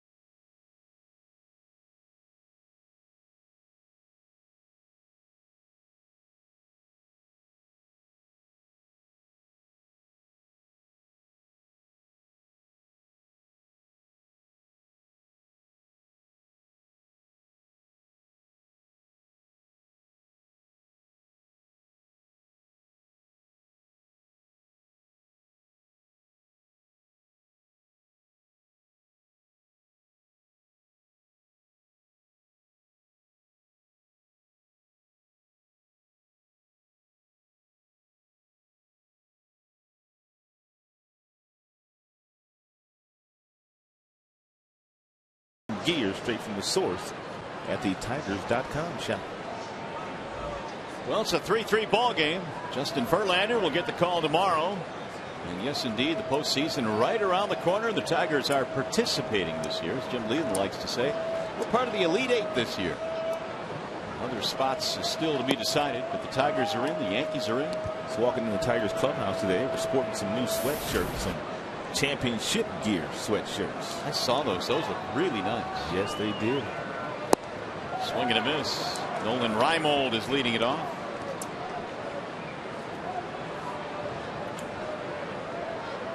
Playoffs. They're sporting them. Verlander looks like he's already locked in for tomorrow. You already know.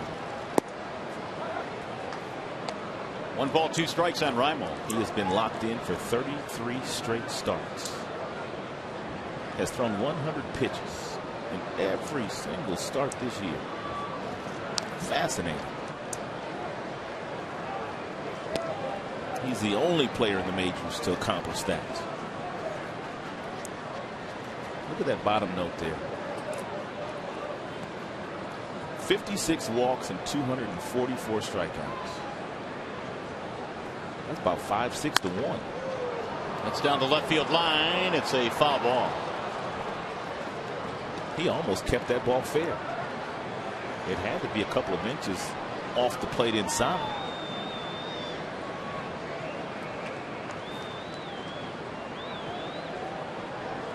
I know we were talking Verlander, the MVP, earlier. There are just some old school cats that just refuse to vote for a pitcher for that award.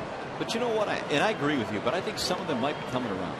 I've heard a lot of them say they've been coming around here, to be honest with you. They're at least considering it, which I think has obviously got to be the first step. And I can't say that I disagreed with those guys up until this season, because it really has been a special year. And all the numbers that Verlander has put up in just about every statistical category, if you can't at least consider him, then there's a problem. He's also 16-3 after a Tigers loss. The 2-2 in the air to center. Austin Jackson started back. Now he comes in a couple of steps, which means that you're pretty much going to at least win a game in most of your series when you have a guy like Justin Verlander, 16-3 after a Tigers loss. A true definition of a stopper. Well, here's 5 guys, all deserving. Gonzalez, Bautista, Cabrera. Special group. Ellsbury's had a nice year in Boston too. Gonzalez might win a batting title with over 100 RBIs. Granderson with all the home runs that he's hit and the runs that he's knocked in and scored. He might lead the league in homers and triples. The 0-1 to Andino bounces in. Run score.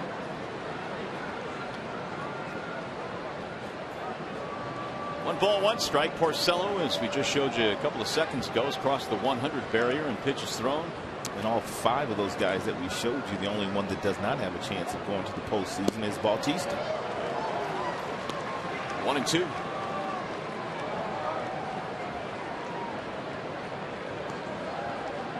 Texas must have a complete team, because there's really nobody standing out of that Texas Rangers group of having a sensational season. Yeah, unlike Hamilton, who stood out last year with Cabrera, really up and down their lineup. I mean, Michael Young's had a really good year. I mean, when you look at some of his secondary numbers, they're pretty impressive too. 200 hits again. Right. And Dino cuts and misses. Down he goes.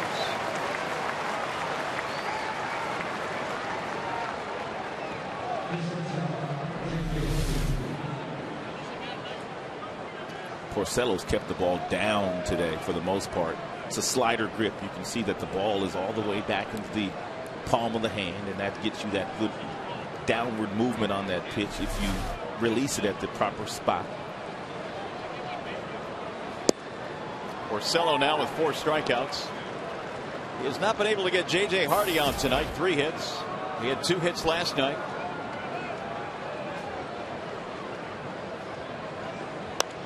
Off the end of the bat, right to Cabrera. Porcello covering, but Cabby takes it himself. Back-to-back 1, 2, 3 innings for Rick. Nicely done.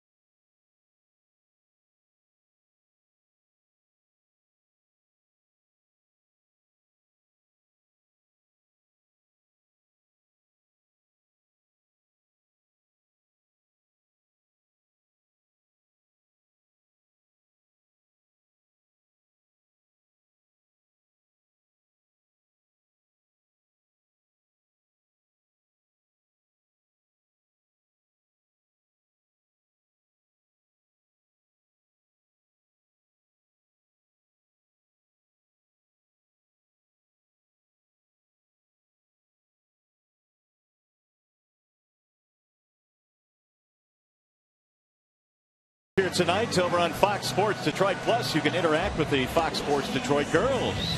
The live chat going on, and you can participate this evening. Submit your questions at Fox Sports Detroit and Fox Sports Detroit Plus with the interactive telecast this evening.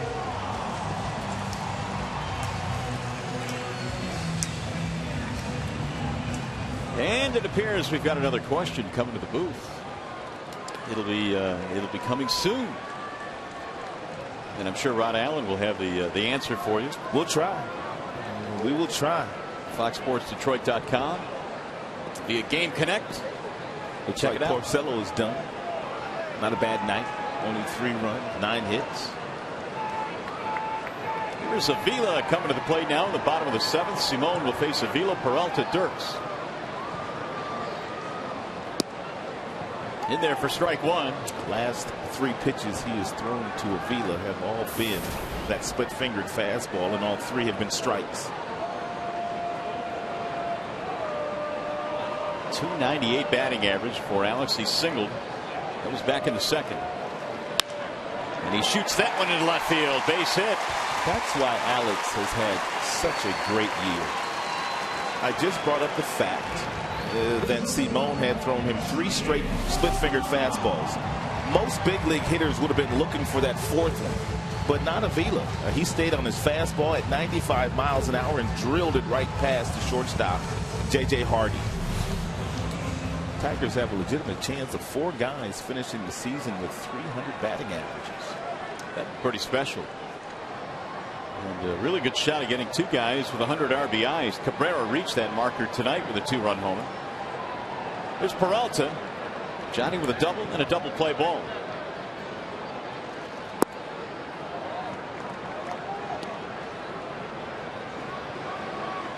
Tigers tonight have been out hit 9-6.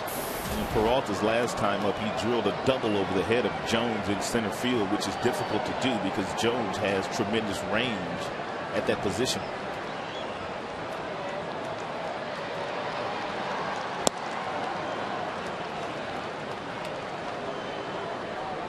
One ball, 1 strike.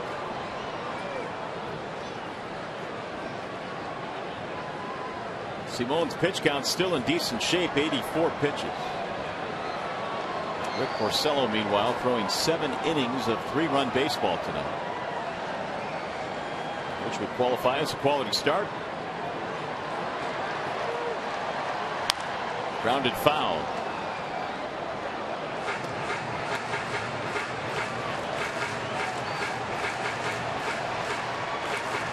.97 miles an hour.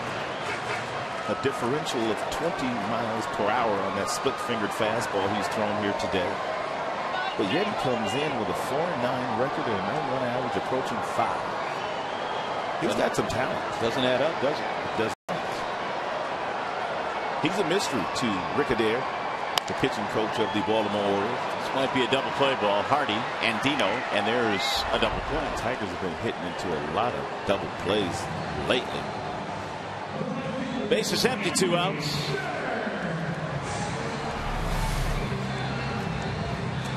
And Dino, not even on the base. The old neighborhood play. Yeah.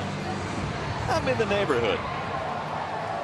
Every now and then you will get an umpire call that play, though. Every now and then. It doesn't happen very often, but every now and then you will get an umpire call it. 2 outs now, and here is Andy Dirks. The hook is in for a strike, 0-1. Tigers have some action in their bullpen. Looks like Porcello is going to be done for the night. Benoit warming up. The 0-1 pitch. In the air to center. Jones will make the play. And the inning is over. No runs, 1 hit, nobody left. We go to the 8th. Tigers baseball tonight, presented by Bell Tire.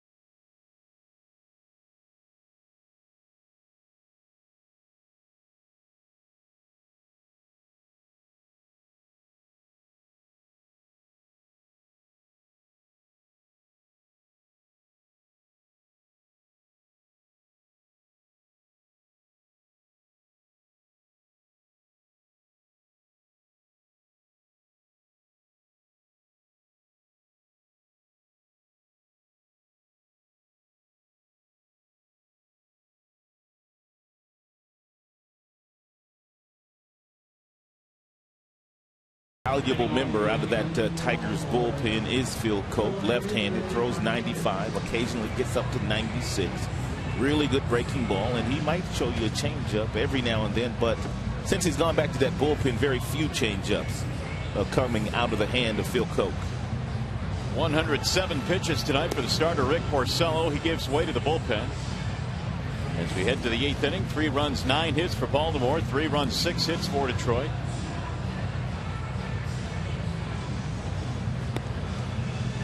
Jim Leyland trying to navigate his way through the final week of the regular season, heading into the playoffs on Friday night. And he would like to pile up as many wins as possible. And as Markakis leads it off for the Orioles, Markakis, then Guerrero, and then Wieters.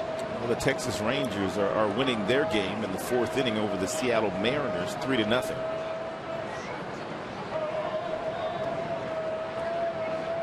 Here's Markakis, who had a sac fly back in the 3rd.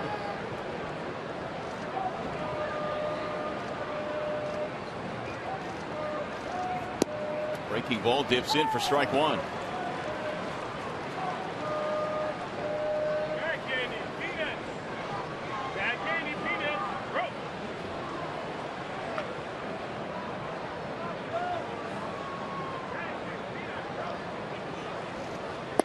Inside, 1 ball and 1 strike. Marquez is not bad against left-handers, hitting .261. Only 1 home run against southpaws, though. Hitting .290 against righties.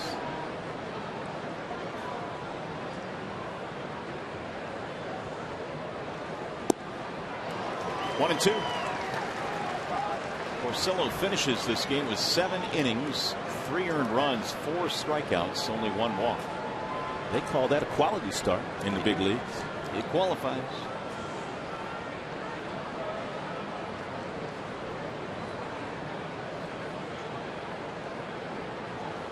Fastball up. Marquez is not biting on that pitch, though, and that's just the pitch to set up this next breaking ball, though.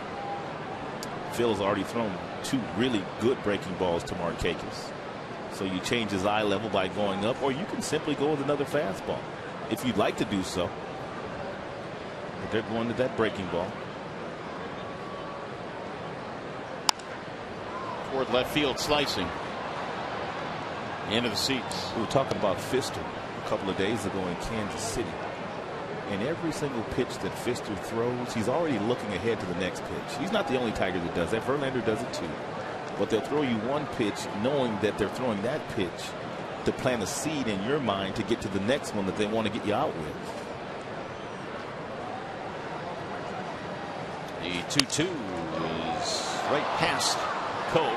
Barehanded up. Santiago can't make the play. Tried to barehand it. Phil Cope made a tremendous pitch at 95 miles an hour, and you can see Marquez is saying ouch because he got all in his kitchen. We're going to show you the whole sequence, as a matter of fact. It's our BAL tire, pitch by pitch. He got ahead of him with a couple of different breaking balls, and he busted him inside. He changes the eye level up. Good breaking ball, fouled off, and then he comes back with a 95-mile-per-hour heater in his kitchen on a cold night. And Marquez gets a base hit. And it's going to be the 10th hit of the night now for the Orioles. He's going to bring up Vlad Guerrero. 9 of the 10 hits tonight, singles. Guerrero has their only extra base hit, and that was an RBI double way back in the first inning. 2 for 3 tonight. Vladimir batting .293.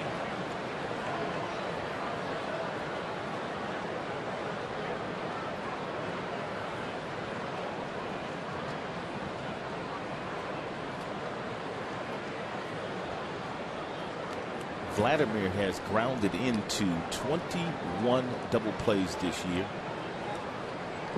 He doesn't run nearly as well as he used to run, but he also takes a really healthy cut when standing in that batter's box and doesn't get out of the batter's box in a fast manner.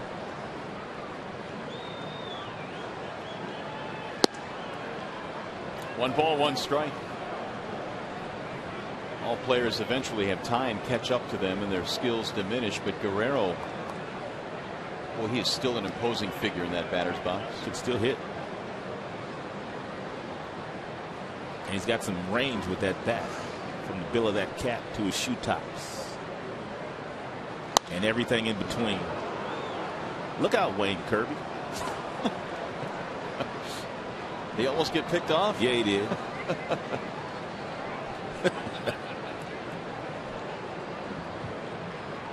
One and 2. Look at him. Whoa.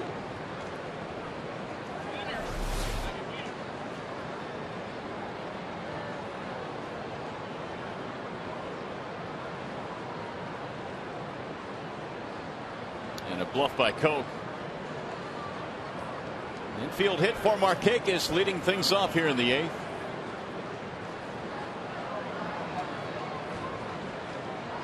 Wayne Kirby was a pretty good pinch hitter on those Cleveland Indians teams in the mid-90s that were filling up the Jake every single night.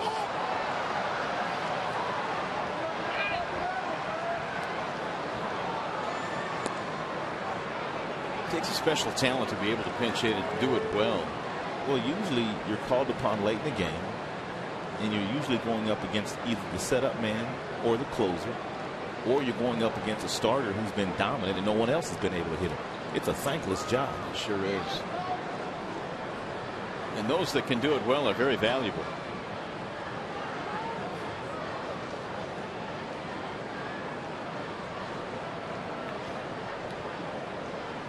Phil Koch doing his best to make sure that Markakis doesn't steal second base. He knows that Vladimir is prone to hit into a double play if he makes a quality pitch at the bottom of the strike zone.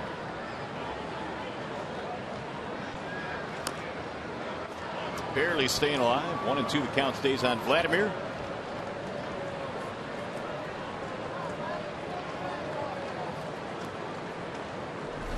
I told you he can go all the way to the shoe tops. Some of you guys didn't believe me. He hits everything. He'll even hit one out of the dirt. He's done that before.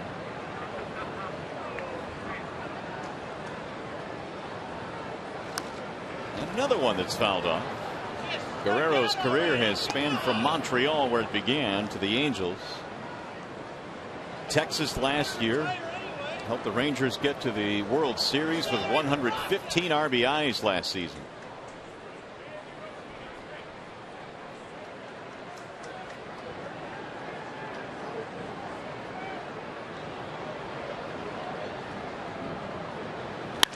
Ground ball left side. Peralta ranging right. There's one. Relay. There's two. Guerrero hits into another one. That's number 22 of the year, and give Phil Koch some credit there for making sure that Markakis, who was on first base, did not get a chance to steal second. Slow developing double play ball, not a good feed by Peralta, but still plenty of time with Vladimir running down the line to turn it over.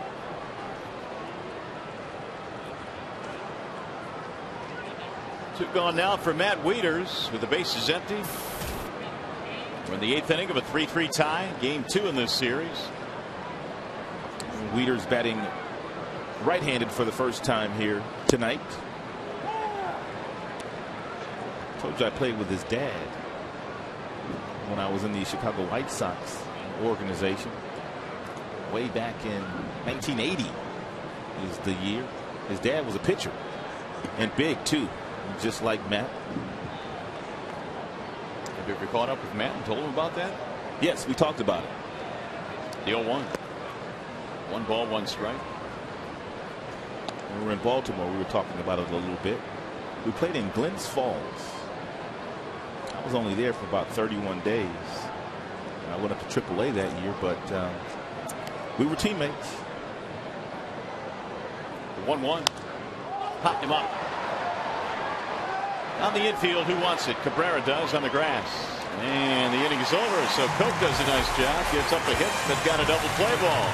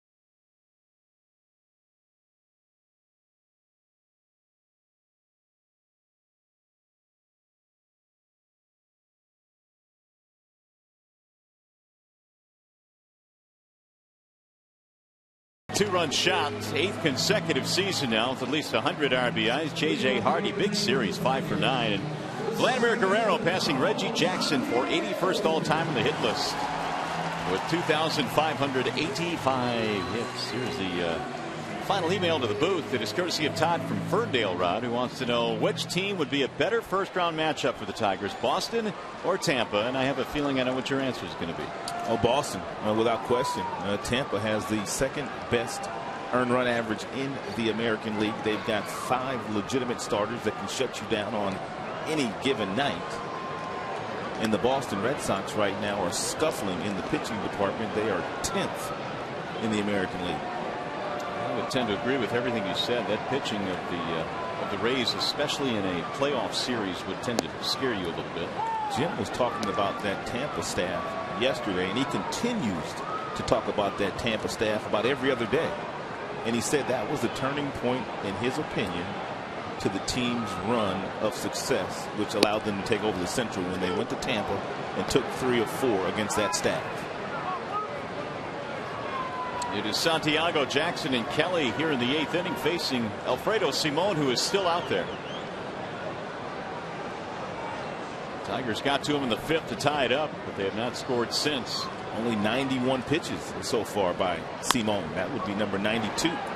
J.J. Hardy on the backhand, and it's in the dirt, and a nice scoop by Reynolds. Reynolds not a first baseman by trade, but he's made a couple of nice picks over at that position in the first couple of days.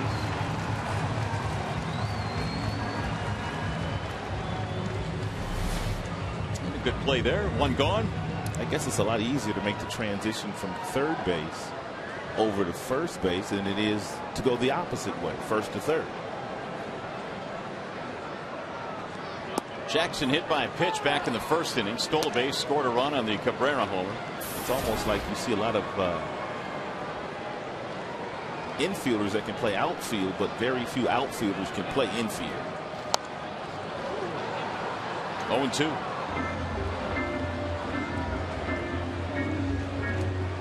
Davis at third tonight. Reynolds hit first.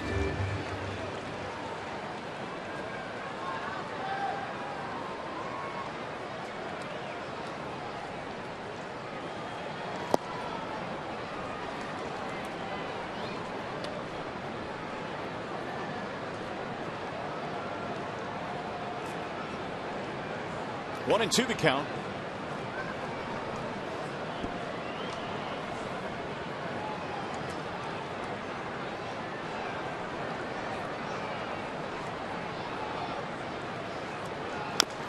Jackson fouls it off.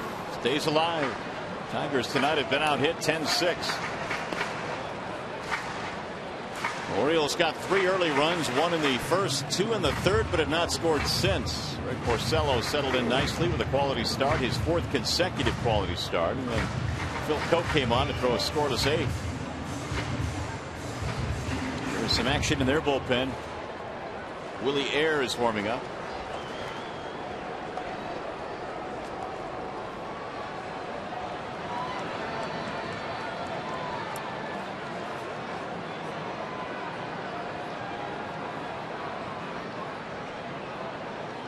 And again the 1-2. 2 balls, 2 strikes.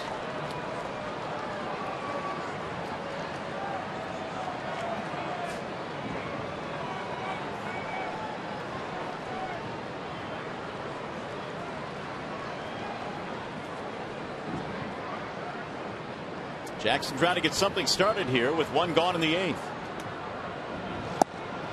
Couldn't bite on that breaking ball. And so the count fills now 3-2. On deck, Don Kelly.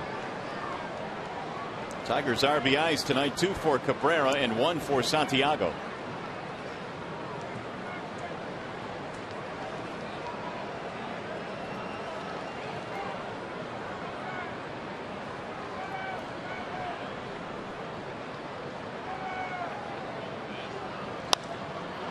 Fly ball right field. Nick Markakis under it. 2 up, 2 gone in the Tigers' 8th.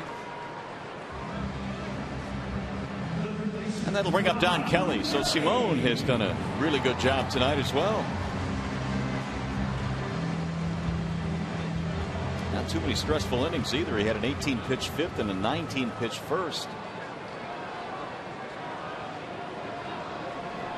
A lot of quick innings for Simone tonight. That's why his pitch count has been in such great shape. This will be his 100th. And it's ball one to Kelly.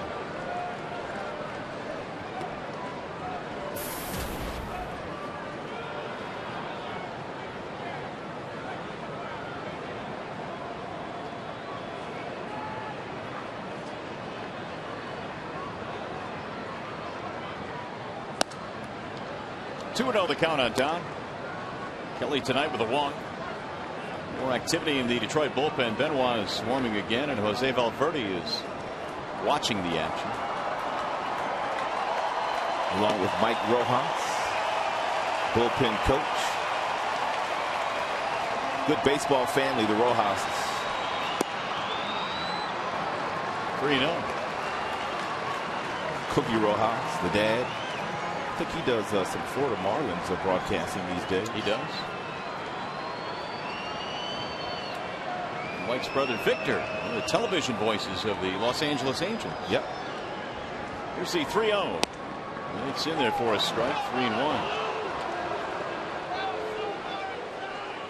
They're of Cuban descent too, correct? I believe so, yes. Like the Avilas. Great family. Rich in baseball history.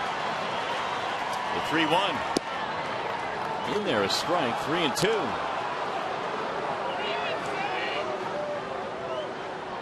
I was talking to Mike when we were in Kansas City. He said, you know, this is the first time I've been back to KC since high school. His dad had played there and they grew up there. But he had not been back to Kansas City since. And of course, he was afforded the opportunity, being elevated to the bullpen coach position. His first opportunity to come to the big leagues.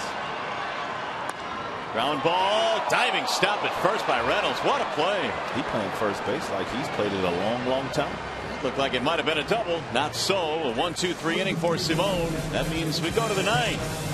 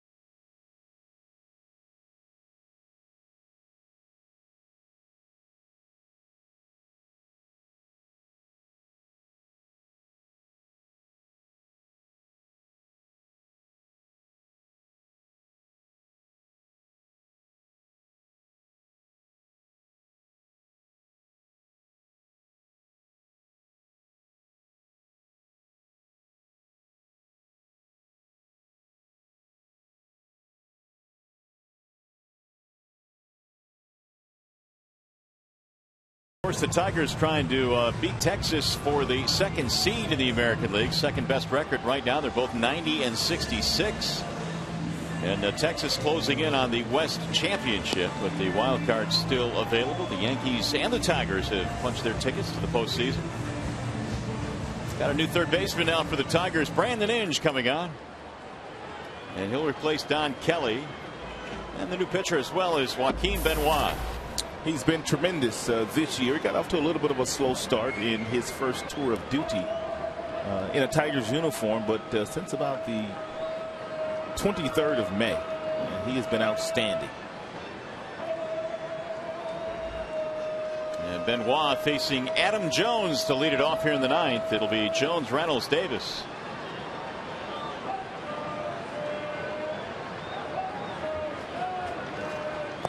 First pitch outside, 1-0. As a matter of fact, Joaquin has a 143 earned run average in his last 44 innings pitched. Only 7 earned runs, 45 strikeouts in that span. One thing Jim Leyland does not have to worry about in the postseason are the 8th and 9th innings.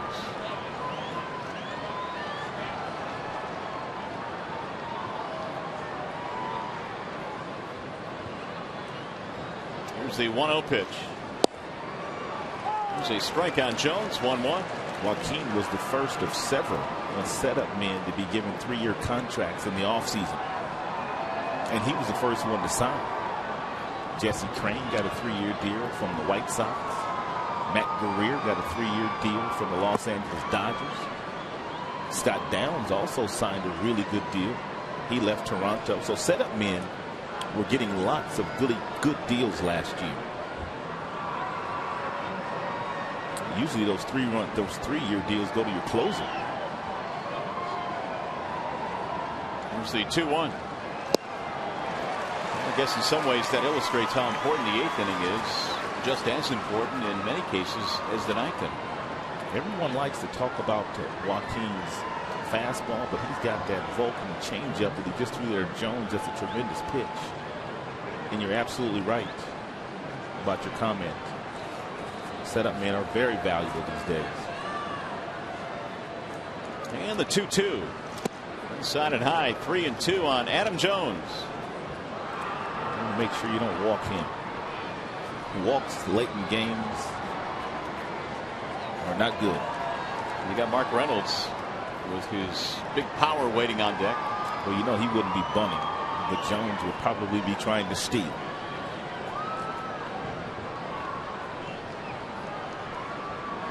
Adam Jones tonight is 0 for 3. Homered in last night's game. Here's the 3-2. Swing and a miss. Jones out of there on strikes. Benoit has his first strikeout. And high octane gas here from Joaquin Benoit. 4-seam variety right down the middle. Here it is. Hit it.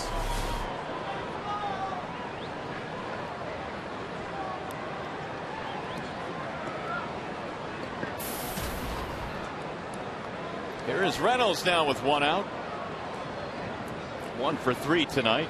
1 for 6 in the series.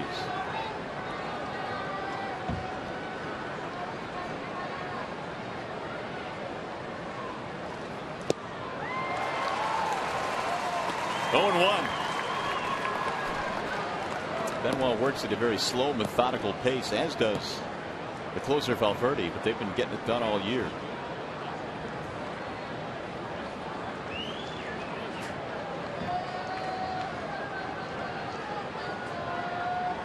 And the 0-1.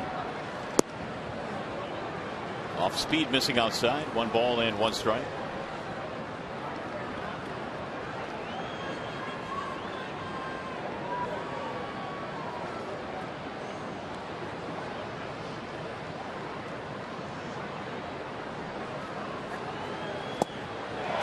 One and 2. Reynolds has hit a lot of home runs, but he has struck out a lot as well.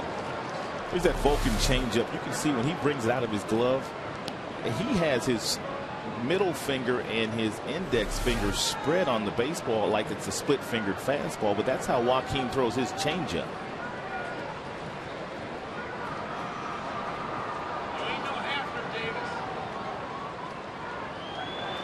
Swing and a miss. The fielder will locate it. And the strikeout is complete. 2 for 2 for Benoit. 2 away.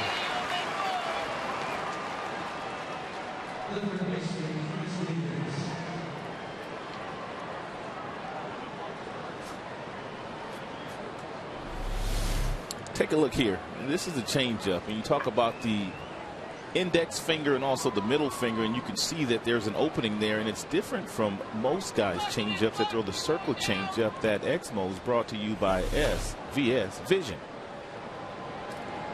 Here's Davis now with 2 outs.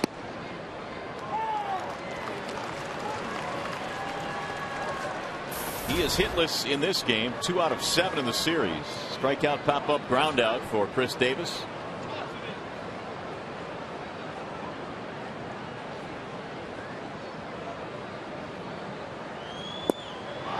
Oh, 2. Verdi 1 pitch away from striking out the side.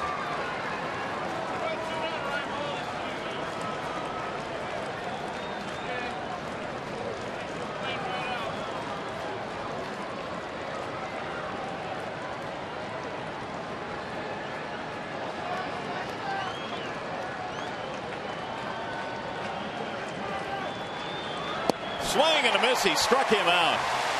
Valverde strikes out the side here in the 9th. And here come the Tigers. Due up second in the inning. Miguel Cabrera in a 3-3 game.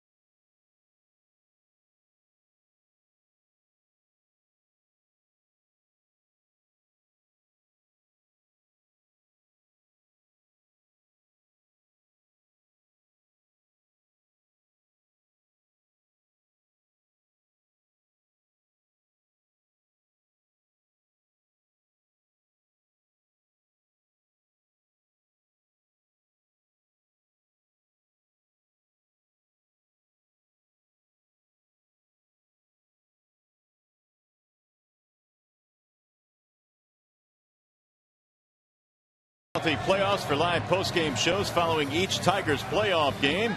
We'll have reporters and have an exclusive analysis and post-game reaction that you won't get anywhere else. Tigers live playoff coverage begins Friday, September 30th here on Fox Sports Detroit. We'll be happy to bring you all of the post-game coverage as the Tigers embark into the playoffs for the first time since '06.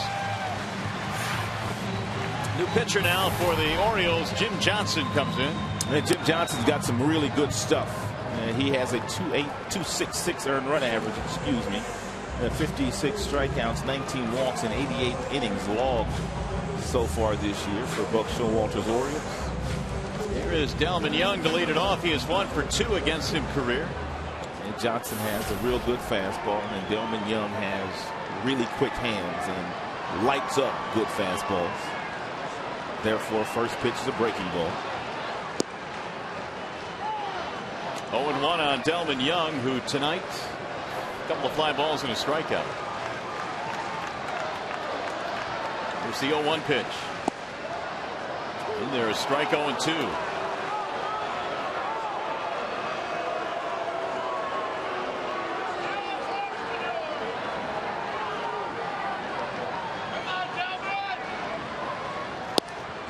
Missed it outside. 1 ball, 2 strikes. Cabrera, then Martinez to follow. 3, 4, and 5 in Jim Leyland's lineup.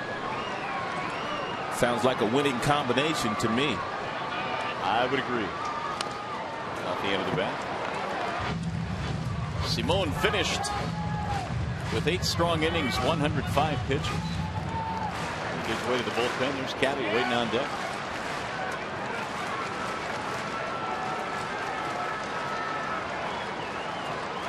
And the 1-2 breaking ball, line to left field. That ball is a foul ball. Delman a little bit too quick on that hanging breaking ball from Johnson.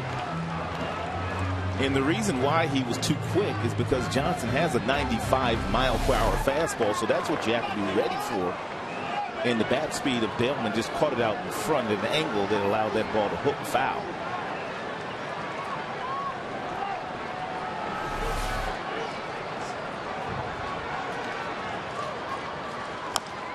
Grounded foul again. Get back to the dugout.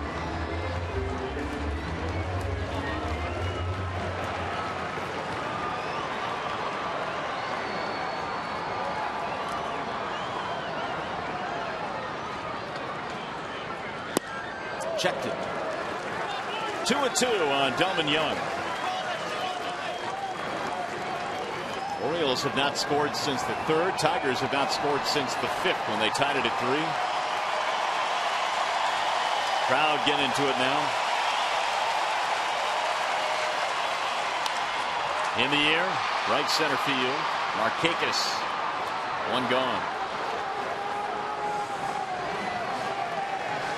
Our Coors Light Cold Hard Blast, courtesy of Miguel Cabrera. It happened back in the first inning against Simone, the starter of the Baltimore Orioles. A two-seam fastball at 94 miles an hour that Cabrera absolutely tattooed.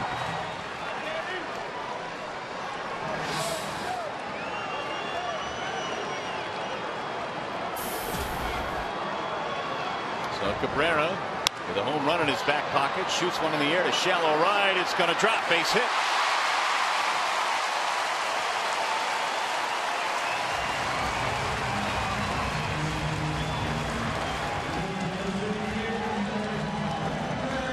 Winning run is on now as Victor Martinez will step to the plate.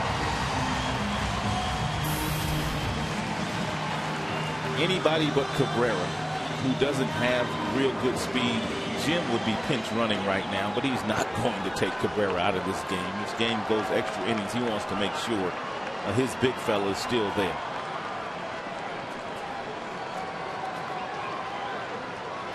And Cabrera, although not fast, has good base running instincts.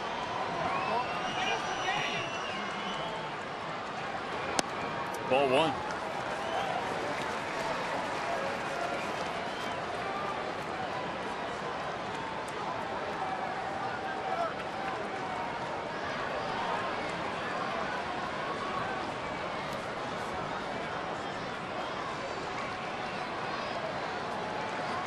Victor tonight has put the ball on the ground 3 times. 0 for 3.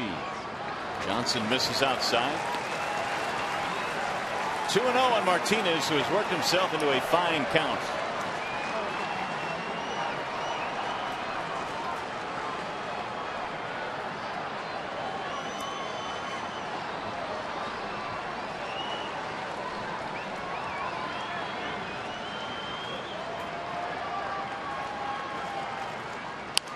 Look out. Back into the seats quickly. 95-mile-an-hour fastball, and Martinez was tardy. That might have been ball 3 too, but when you get yourself in that kind of count, anything close, you're looking to find a gap.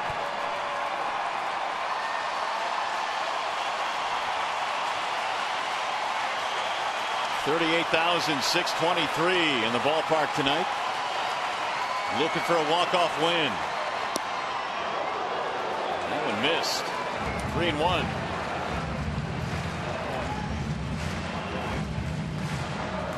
Avila waiting on deck.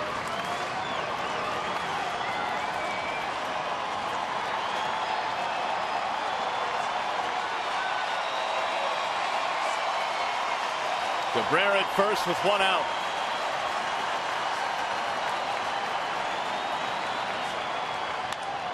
Driven foul back out of play. 3-2. I think Jim will start Cabrera from first base on the 3-2 count with Victor in the batter's box. I think Jim has enough trust in Victor that he will not strike out and he will put the ball in play.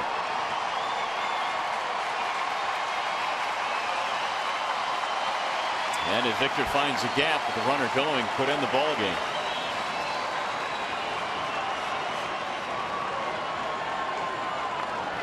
Runner goes. Swinging a bouncing ball, foul.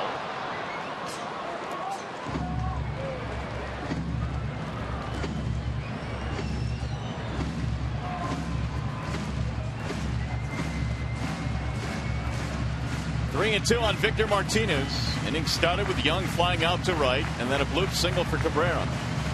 Tigers have 7 hits tonight against Orioles pitching. If Victor hadn't hit into so many double plays this year, Jim may not allow Cabrera to run, because he does know if Cabrera's at second base and Victor makes an out, Avita's not going to hit. They will walk him to pitch to Peralta. A lot of things going through the manager's mind right now. Runner goes. Ground ball right side. And Dino thought about it, but he'll get the out. So Victor grounds out for the 4th time tonight. However, the winning run now is at second base for Avila. Well, Peralta's going to have to drive the run in.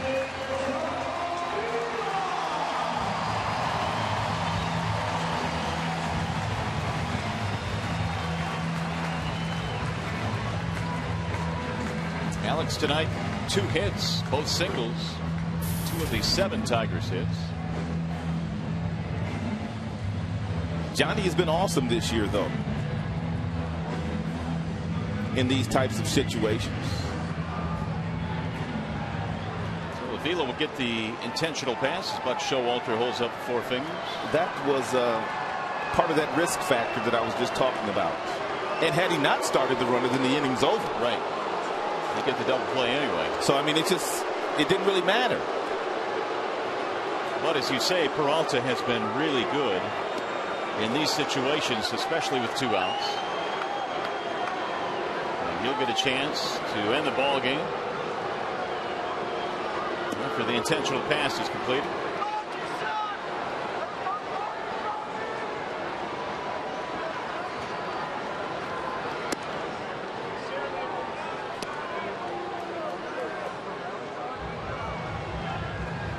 Avila gets the intentional pass.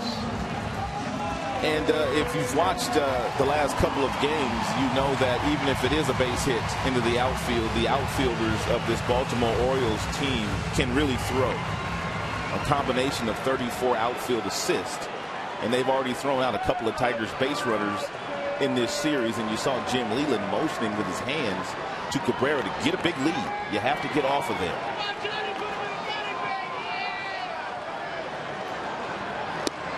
Peralta takes ball 1.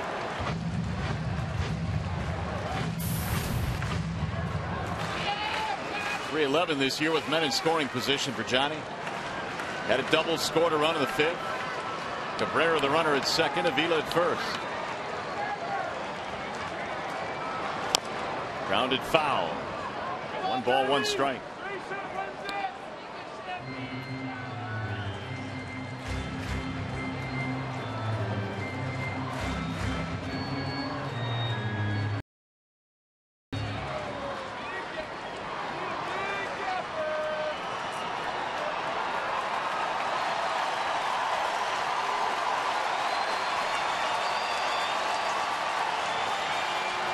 Here's the 1-1. Outside, 2 balls and 1 strike. Andy Dirks on deck. Johnny's also bounced into a couple of double plays tonight.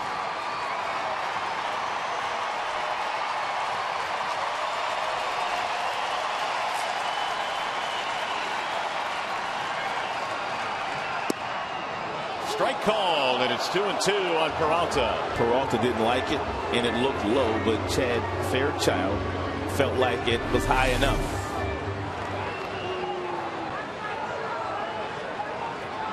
Fox Tracks said it was a little low and inside as well.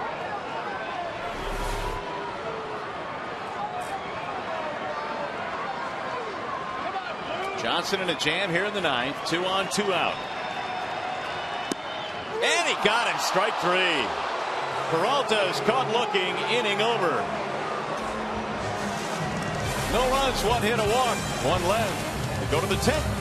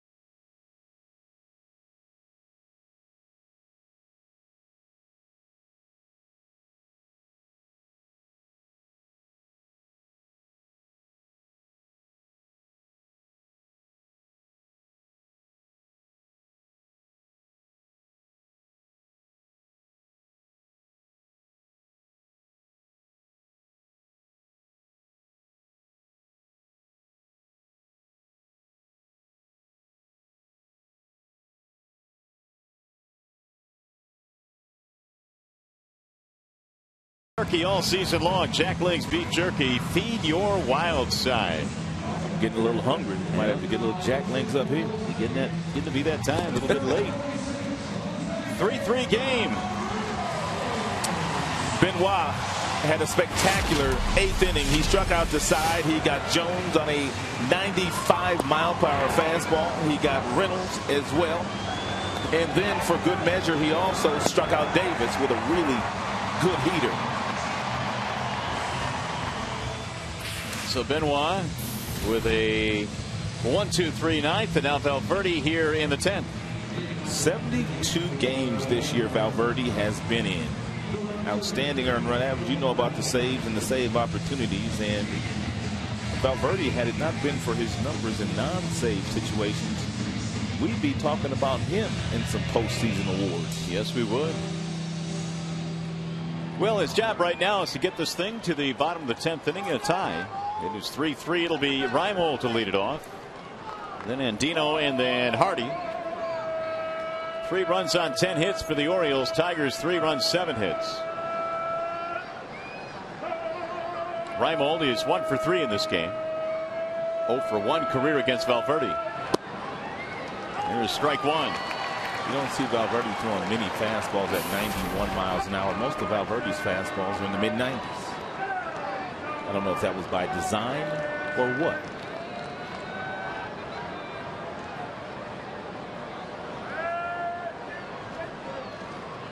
Swing and a miss. 0-2 on Reimold.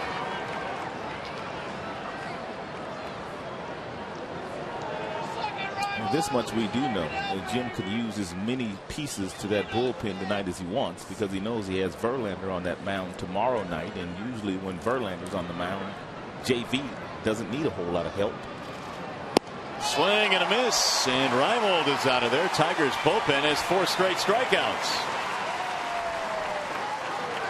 Fastball at 91, a splitter at 82, and then he finishes them off with a fastball in the low 90s.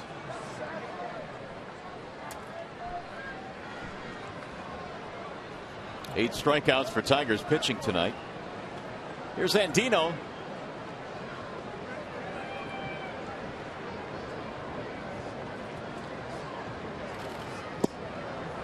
Andino last night had an 0 for 5 night, and he is 1 for 4 this evening. Infield hit.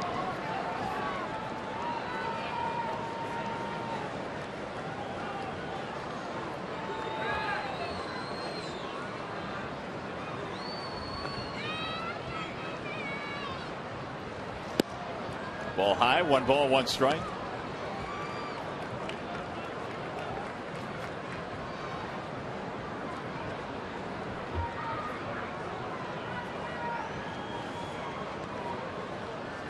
Porcello started this game. Koch came on in the 8th. Benoit in the 9th. Valverde here in the 10th.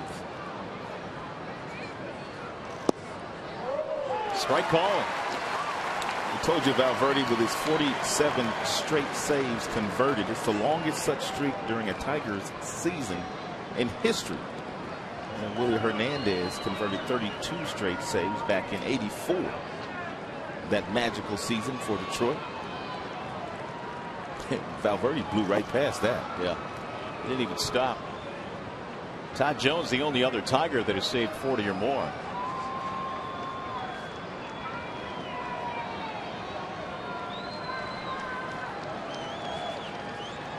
Two and 2 on Andino.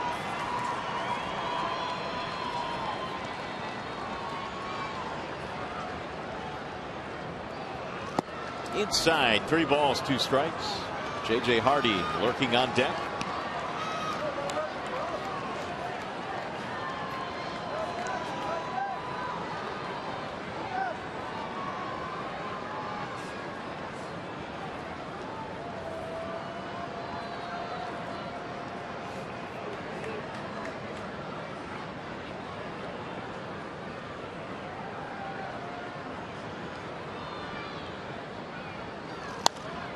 That'll get back out of play. 3-2 on Robert Andino. Verlander pitches tomorrow in game 3, and then Brad Penny on Sunday closing out this series. And then the Tigers have their final series of the regular season. Cleveland coming to town on Monday. Willie Air and Kevin Gregg tuning up in the Orioles pen.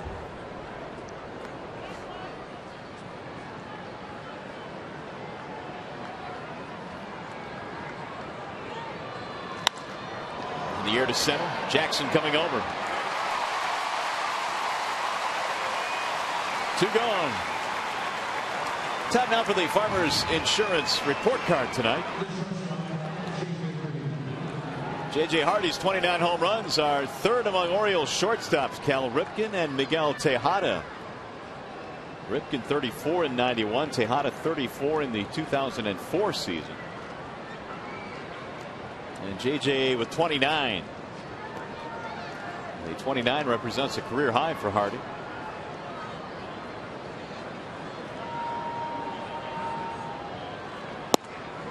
There's a strike on the outer edge.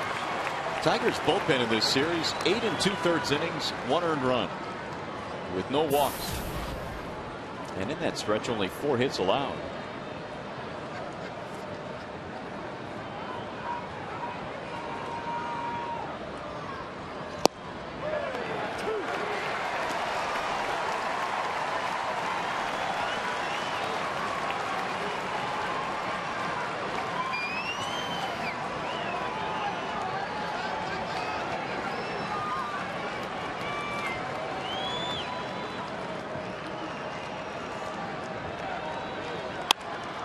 To center field again. Jackson just about on his tracks.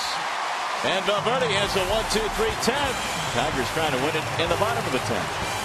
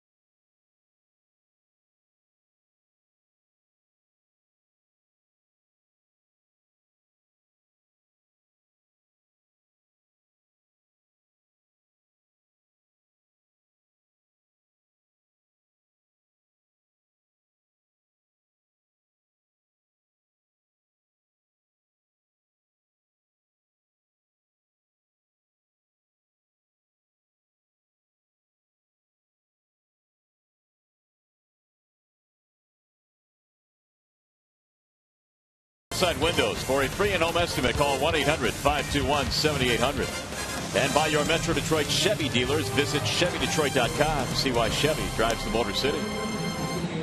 Well, it's a cool, crisp evening here in downtown Detroit. We've got extra innings tonight as the Tigers come to bat in the bottom of the 10th inning. They will do so in a 3-3 game, and they will face a new pitcher. That would be Willie Air. Yeah, Willie Air pitching in his 17th game for the Baltimore Orioles, and that bottom note's a pretty good one. The opponents are only hitting 193 against Willie. So Air here in the 10th inning will face Dirks to lead it off, then Santiago, and then Jackson. Dirks has some room down toward third base. Should he be thinking about possibly bunting for a hit? But I can't remember too many occasions this year where Dirks actually has tried to bunt for a hit. I don't either, to be honest with you. And he looks at ball 1 outside. And when you get in extra innings, you have to just get on base. And Dave is giving him as much room down at third as he is giving him. And a bunt should be an option. In the air to center field, shallow. Jones coming on, and 1 gone.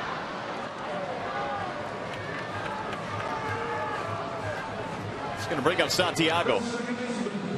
We know bunt's an option with him. And he's usually very good at it.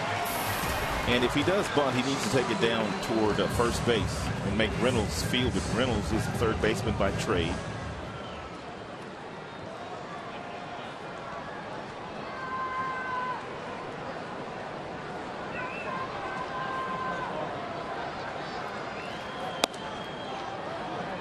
Santiago tonight, 2 hits and an RBI. In fact, it was his single way back in the 5th that tied this one up.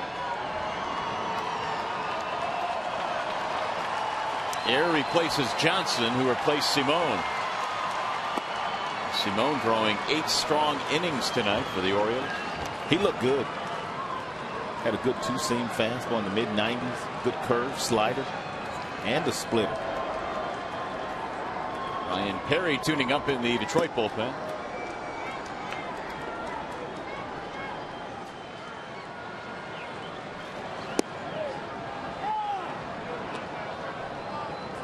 Two and one on Santiago.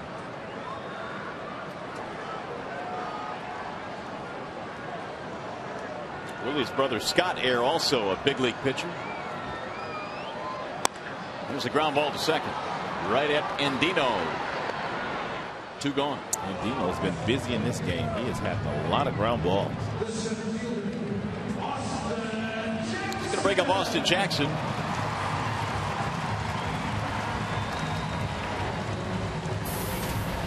AJ tonight is 0 for 3, hit by a pitch in the first. He came around to score on the home run by Cabrera.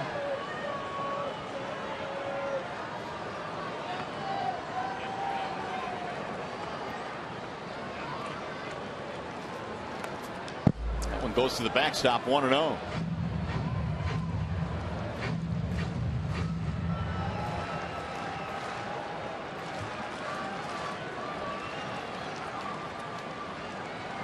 Tigers' extra base hits tonight include the homer by Cabrera, double by Peralta.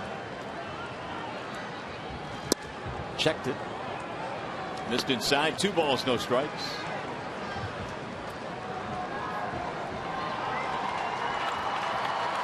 Austin may as well take a pitch. See if he can get a walk. 2-1.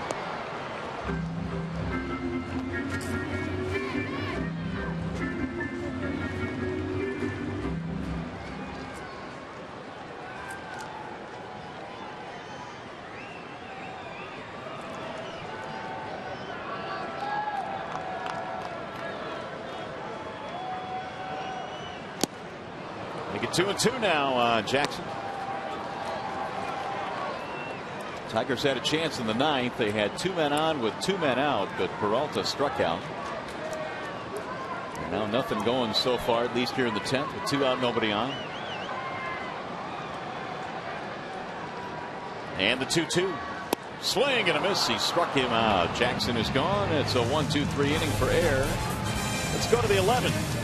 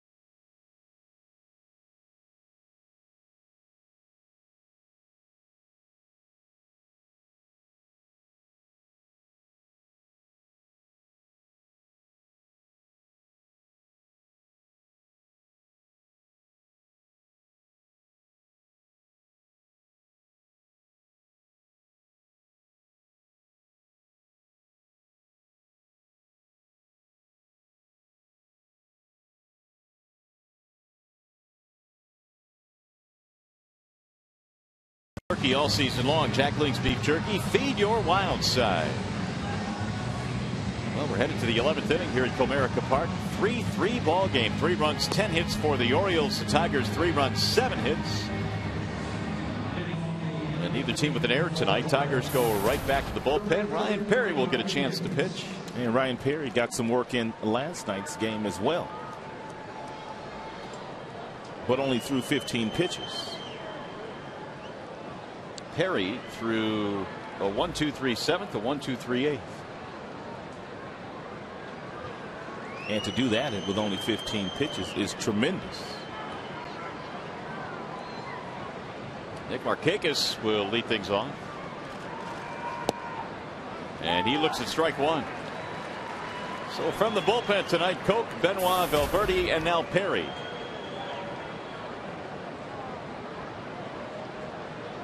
Tigers this year 5-3 in extra inning games. The Orioles have played 15 extra inning contests. They've won 8 of them. Strike called, 0-2.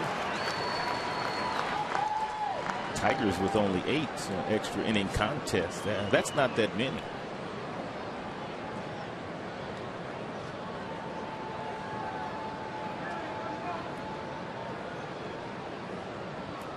And the 0-2. Checked it. Did not go. So says Paul Schreiber.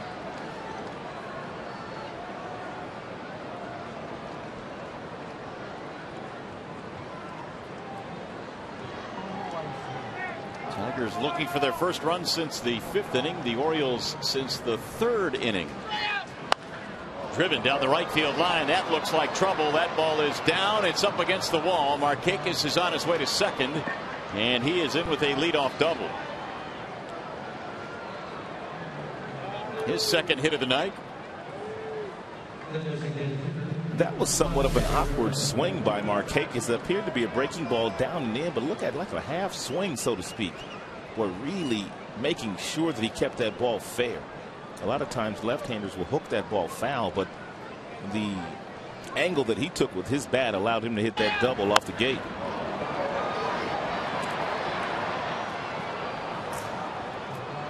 The 11th hit of the night for the Orioles. That'll bring up Vladimir Guerrero.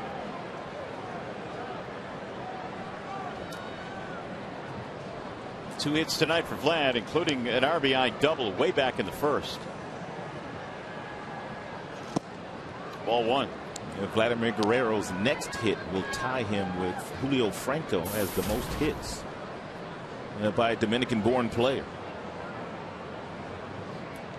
Franco played a lot longer than Vladimir, though. Way outside, 2-0 the count.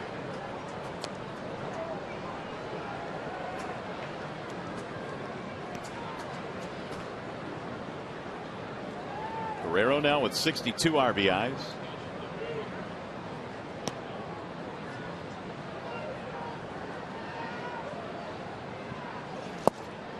Low, 3-0. Meanwhile, in Texas tonight, it's now 5-3 as they play in the bottom of the 7th. Seattle coming back a little bit. It was 5-0. To be perfectly honest with you, it might be the best thing for the Tigers if Perry does walk Vladimir Guerrero and sets up a double play situation. And he does. That'll put runners at first and second. Daniel Schlereth is warming up. Jeff Jones coming out of the Tiger dugout. So Perry has given up a double and a walk. Matt Wieters is a much better hitter right-handed than he is left-handed. He's hitting .350 right-handed, and Wieters are hitting only .233 from the left side.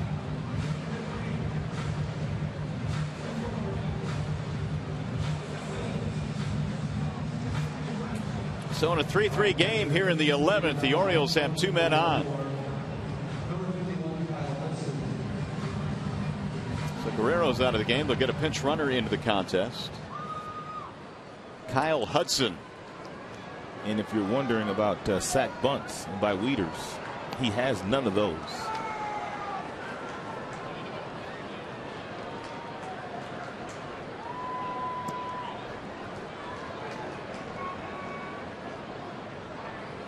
Wieters takes ball one. Wieters tonight has a single to drive in a run. He's also walked. .337 this year with men in scoring position, so he's been up there among the best. He's been up there all year too. And Perry missed again. 2-0. Dangerous count now. Probably better off throwing a breaking ball here. If you throw a fastball and you get too much plate, you're just going to get a good hit at good swing at it.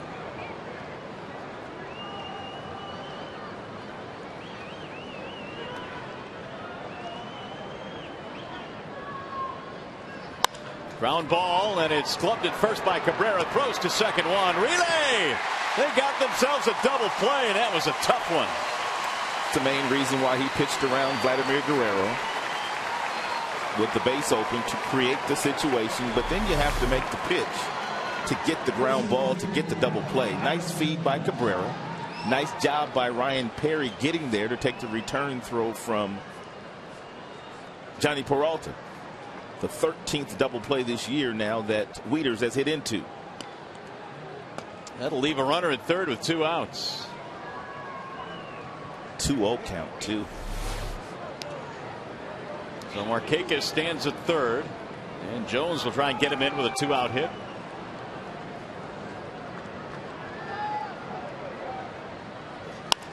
Little chopper hit slowly towards short. Peralta has it.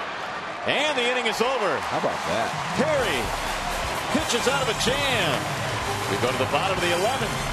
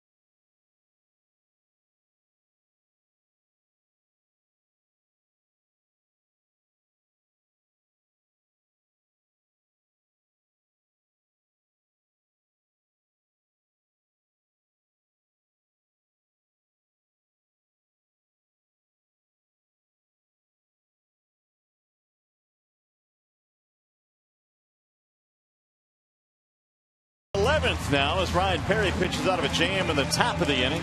Well, to pitch out of that jam, you know the Tigers are going to win it here in the bottom half of the 11th. Tigers will have Brandon Inge leading it off. He'll be followed by Delvin Young and then Miguel Cabrera.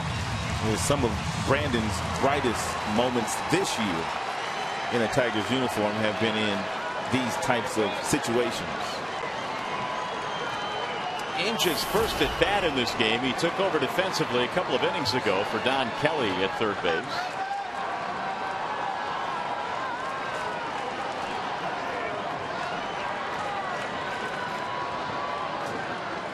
And he looks at a ball. 1-0 on Brandon. It's a good pitch by Air, knowing that Brandon's up there sitting on a first pitch fastball. But by missing with the breaking ball, he may have to come back with that heater. 2-0. Air had a 1-2-3 10th inning.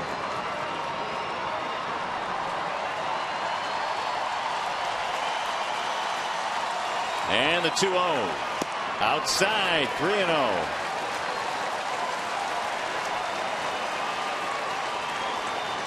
Dillman waiting on deck. Then Cabrera, then Victor. The heavy artillery here in this inning. There's a strike. 3-1.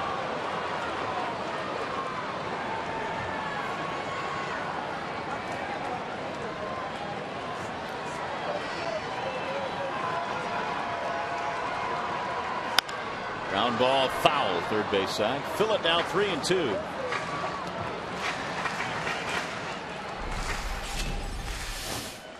Back in April against Texas, Brandon Inge had a walk-off.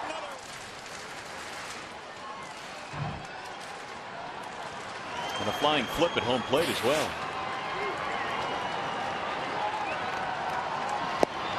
Walked in. Winning run is on.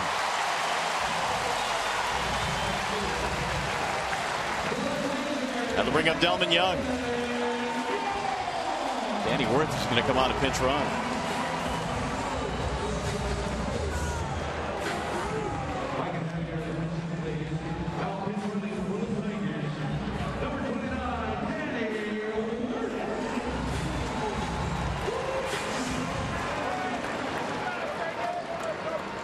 Well, you know Delman Young's not up there bunting, and that's not part of his game.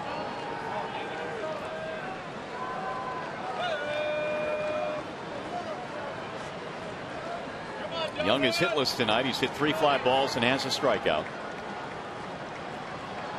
1 for 2 against Air with a home run career.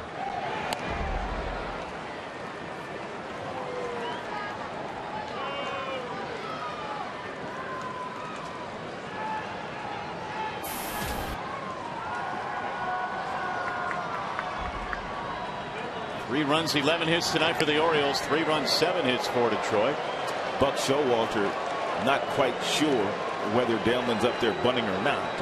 Apparently the sign has been given to Wieters to pass on to Air to throw over to first on a couple of different occasions. Also, you prevent Wirth from getting too big a secondary lead.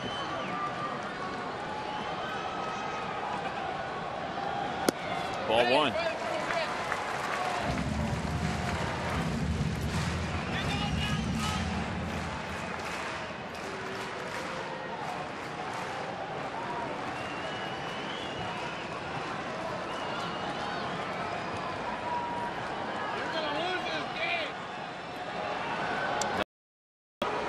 Reynolds had to scoop.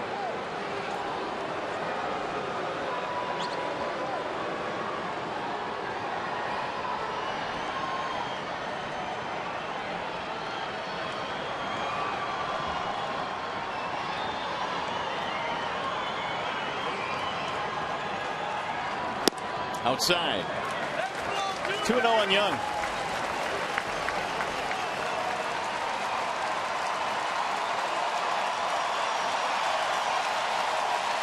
Tiger fans trying to turn up the heat.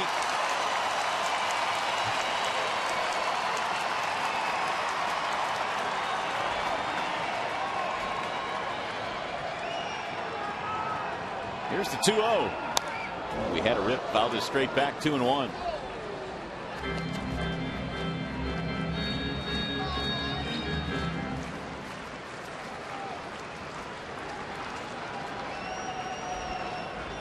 Leadoff walk to Brandon Inge.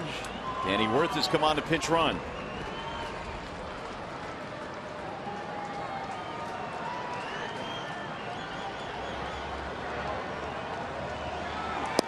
Way outside, and now it's 3-1.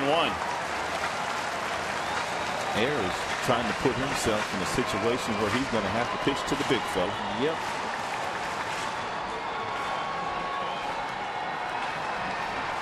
And he is on deck.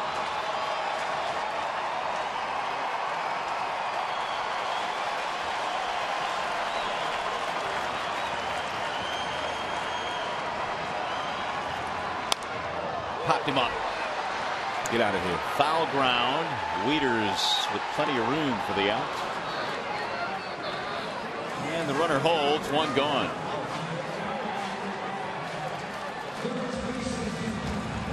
So here is Cabrera.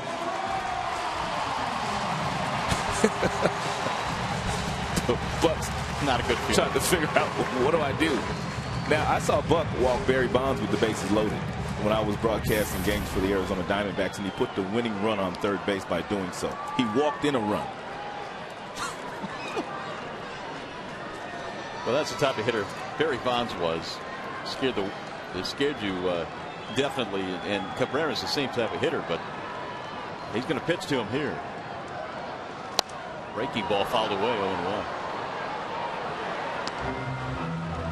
So Cabrera trying to get it done here in the 11th.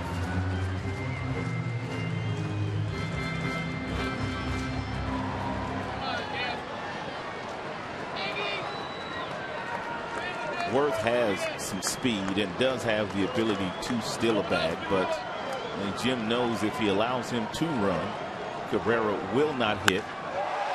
Driven foul. He got out in front of it. Hammered it. 0-2. You don't usually see Cabrera pull balls like this. He doesn't have that kind of swing. He doesn't usually get out and around baseballs like that.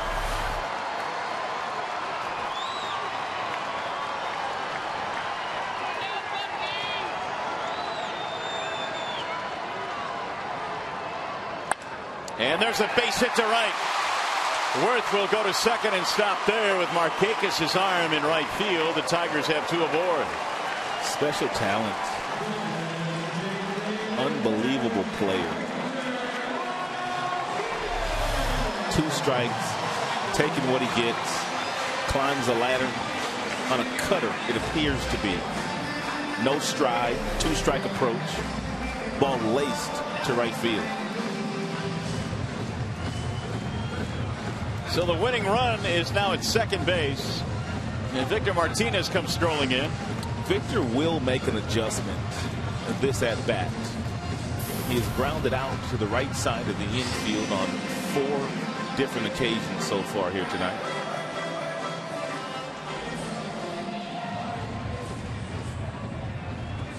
Pitching change, it appears, and so air will depart, and we will step aside. The Orioles go to the bullpen. We'll be back.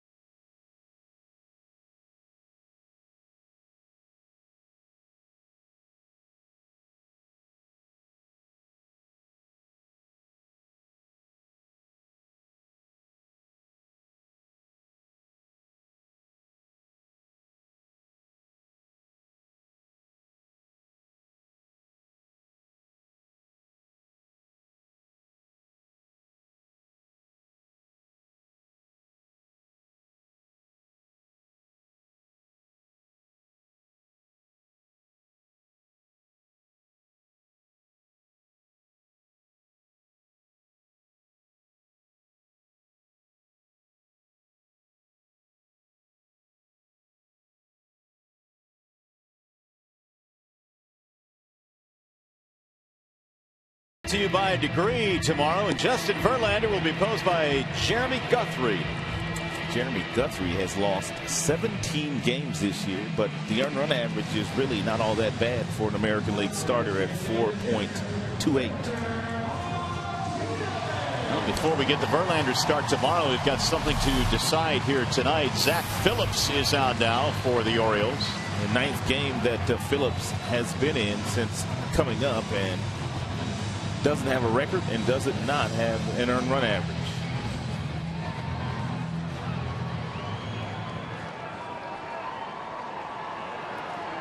So Jim Leyland hoping Victor Martinez can end this thing and send us all home. 3-3 game. We're in the bottom of the 11th. 2 on for the Tigers, 1 out. Victor hitting .306 as a right-handed batter this year, but not as much power from this side as the left side.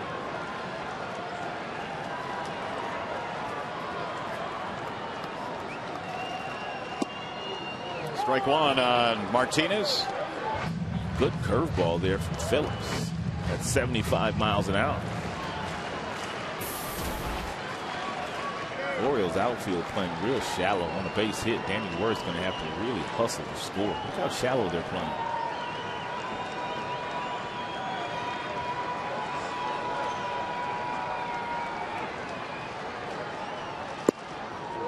Strike called, and now it's 0-2 on Martinez.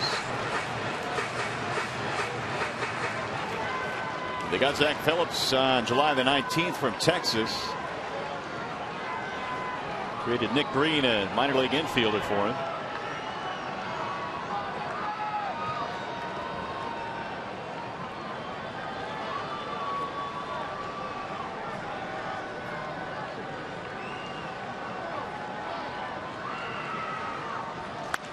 Driven fair down the left field line.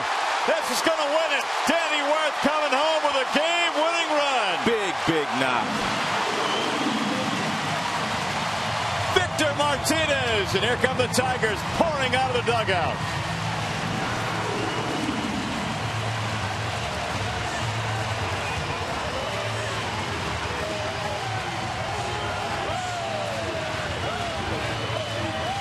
Martinez was 0 for 4, but he wins it in the bottom of the 11th inning.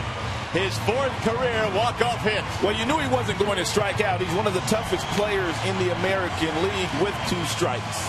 And a big hug from the skipper.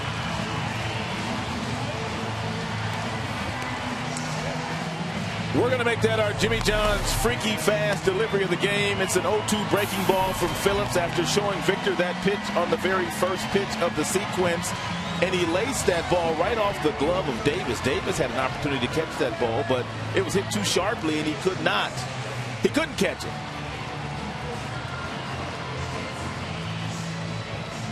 Tigers win with a run in the bottom of the 11th inning as they continue their march toward hopefully home field advantage in the first round of the playoffs.